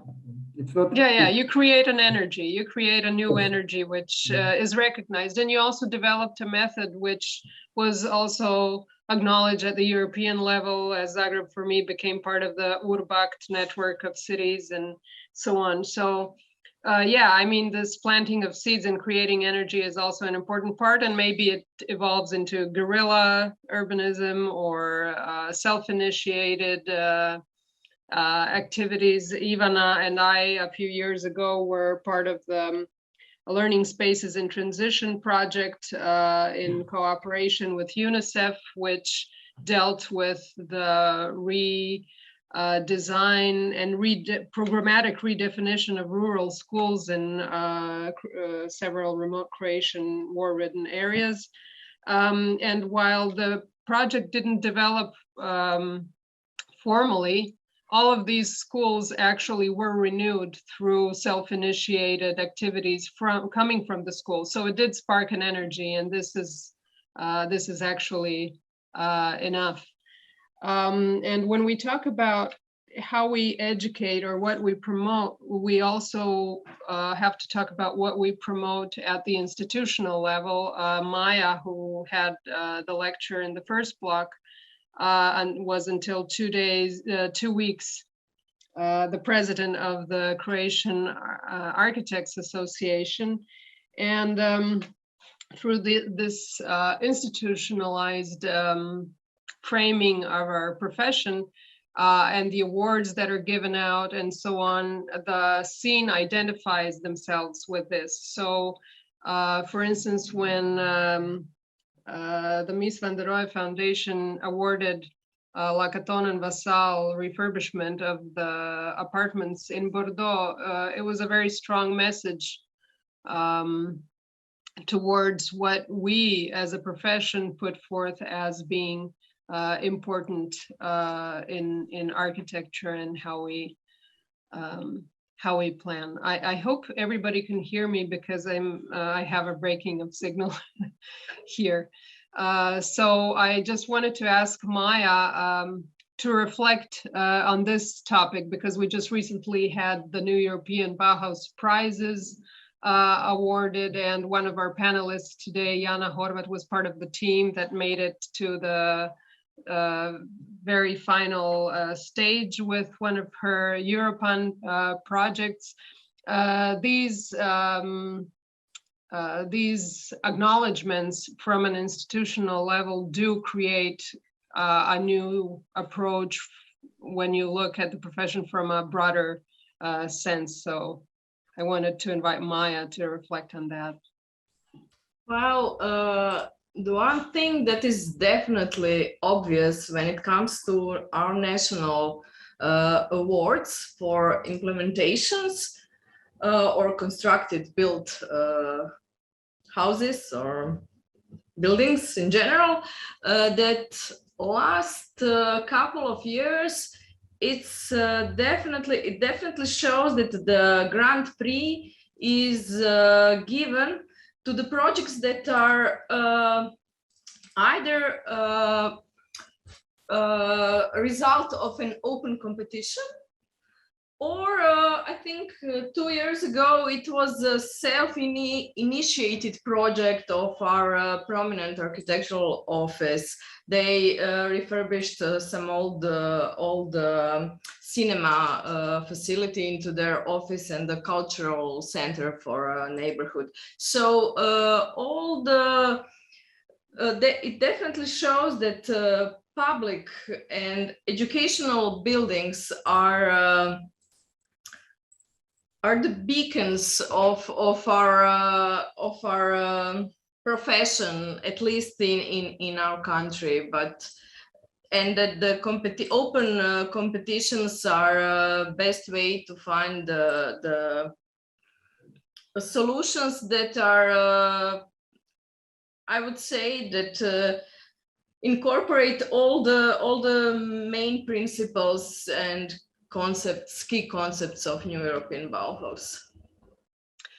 Yes, and also both the Bordeaux example and the Urania example that you mentioned are refurbishment of what is already existing. So we also need to shift in education the notion of constantly creating new, but rather invest more energy into redefining, reprogramming, like Ida explained in her lecture and in the recap.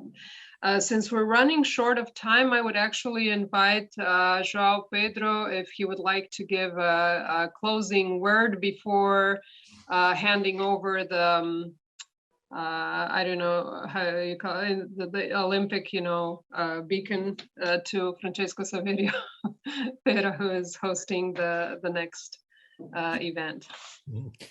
Thank you, Mia. Just to say that as it was clearly shaped, looking at the program that you arranged, that this session would be fantastic, and it really is, because we have seen that so many interesting projects, and really we add completely it's unquestionable that these were made together for people participating, collaborating, and so in several ways you arranged many, let's say, many ways to frame this collectivity, which is the main theme of the.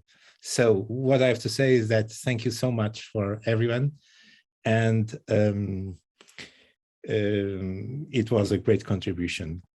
Thank you very much, João. I'm looking forward to our recaps, because after all of these sessions, then we need to see how to frame them and make make a substantial proposal from them. Yeah, that's very important, because to have only these sessions recorded and available on the website, it's not enough. We need to do a little bit more and to make something from this, something more, let's say, that could be reach more people, and even clearly the NEB, the European Bauhaus. Yes, and also impact our schools. I think we're all benefiting from this on a very local level within our educational environments. Yes. Thank you very much for the invitation to be a part of this, and I'm looking forward to the next activities. Most notably, Francesco Saverio Ferra, partner in the project from the University of Bologna, who is hosting the next event next month called the NEBgS of the city. So Francesco, the word is yours to present. Thank you very much, Mia, and thank you for the organization of this meeting that I agree with Joao was really great and really interesting, the project. I'm glad that we're shown so many projects that I think this is what is our major, talking about architecture and discussing about something that we can see. So I believe that with the project is the real way in which we can really express what is our major. So and thanks, of course, to the FAUP, to Joao Pedro, Javier, for the organization and for being the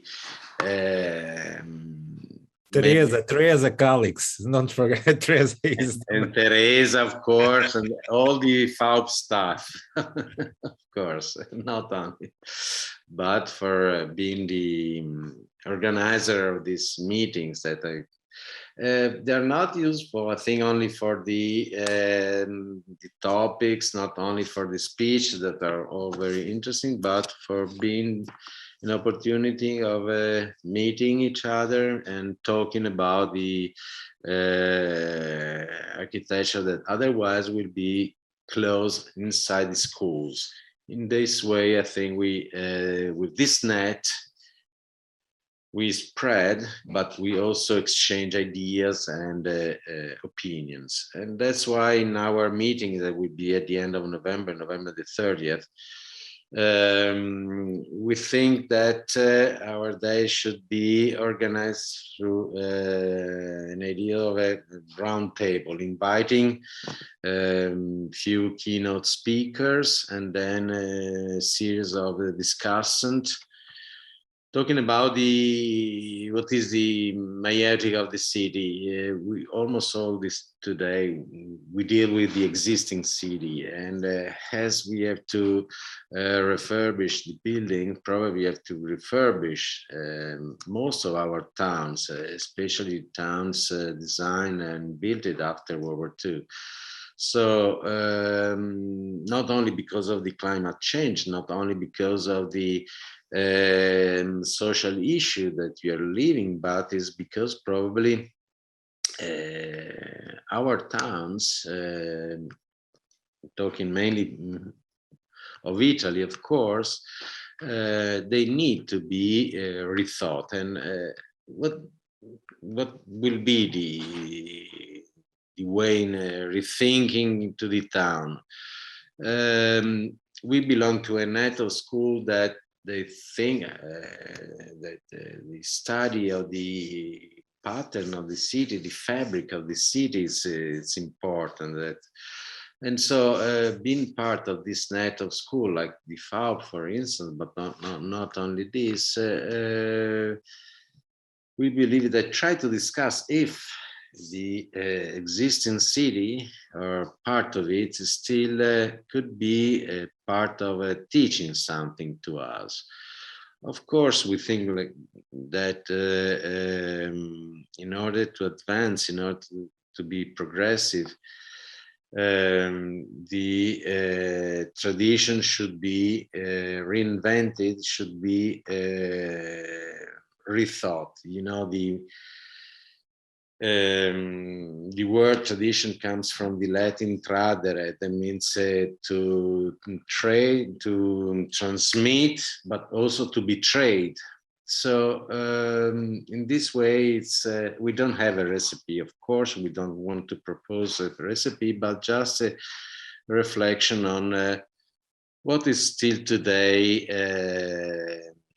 useful of the existing town, what should be still learned from it in a way, in a meiotic way, like through a discussion, through a reflection of it. And so that will be our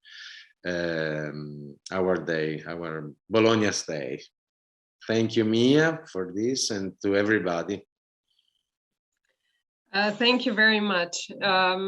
Thank you everyone for participating, and the audience, who I guess some are in the Zoom, some are in YouTube, and the rest are at the Porto Project's website. If someone is itching for a comment before we close, I invite them to say something.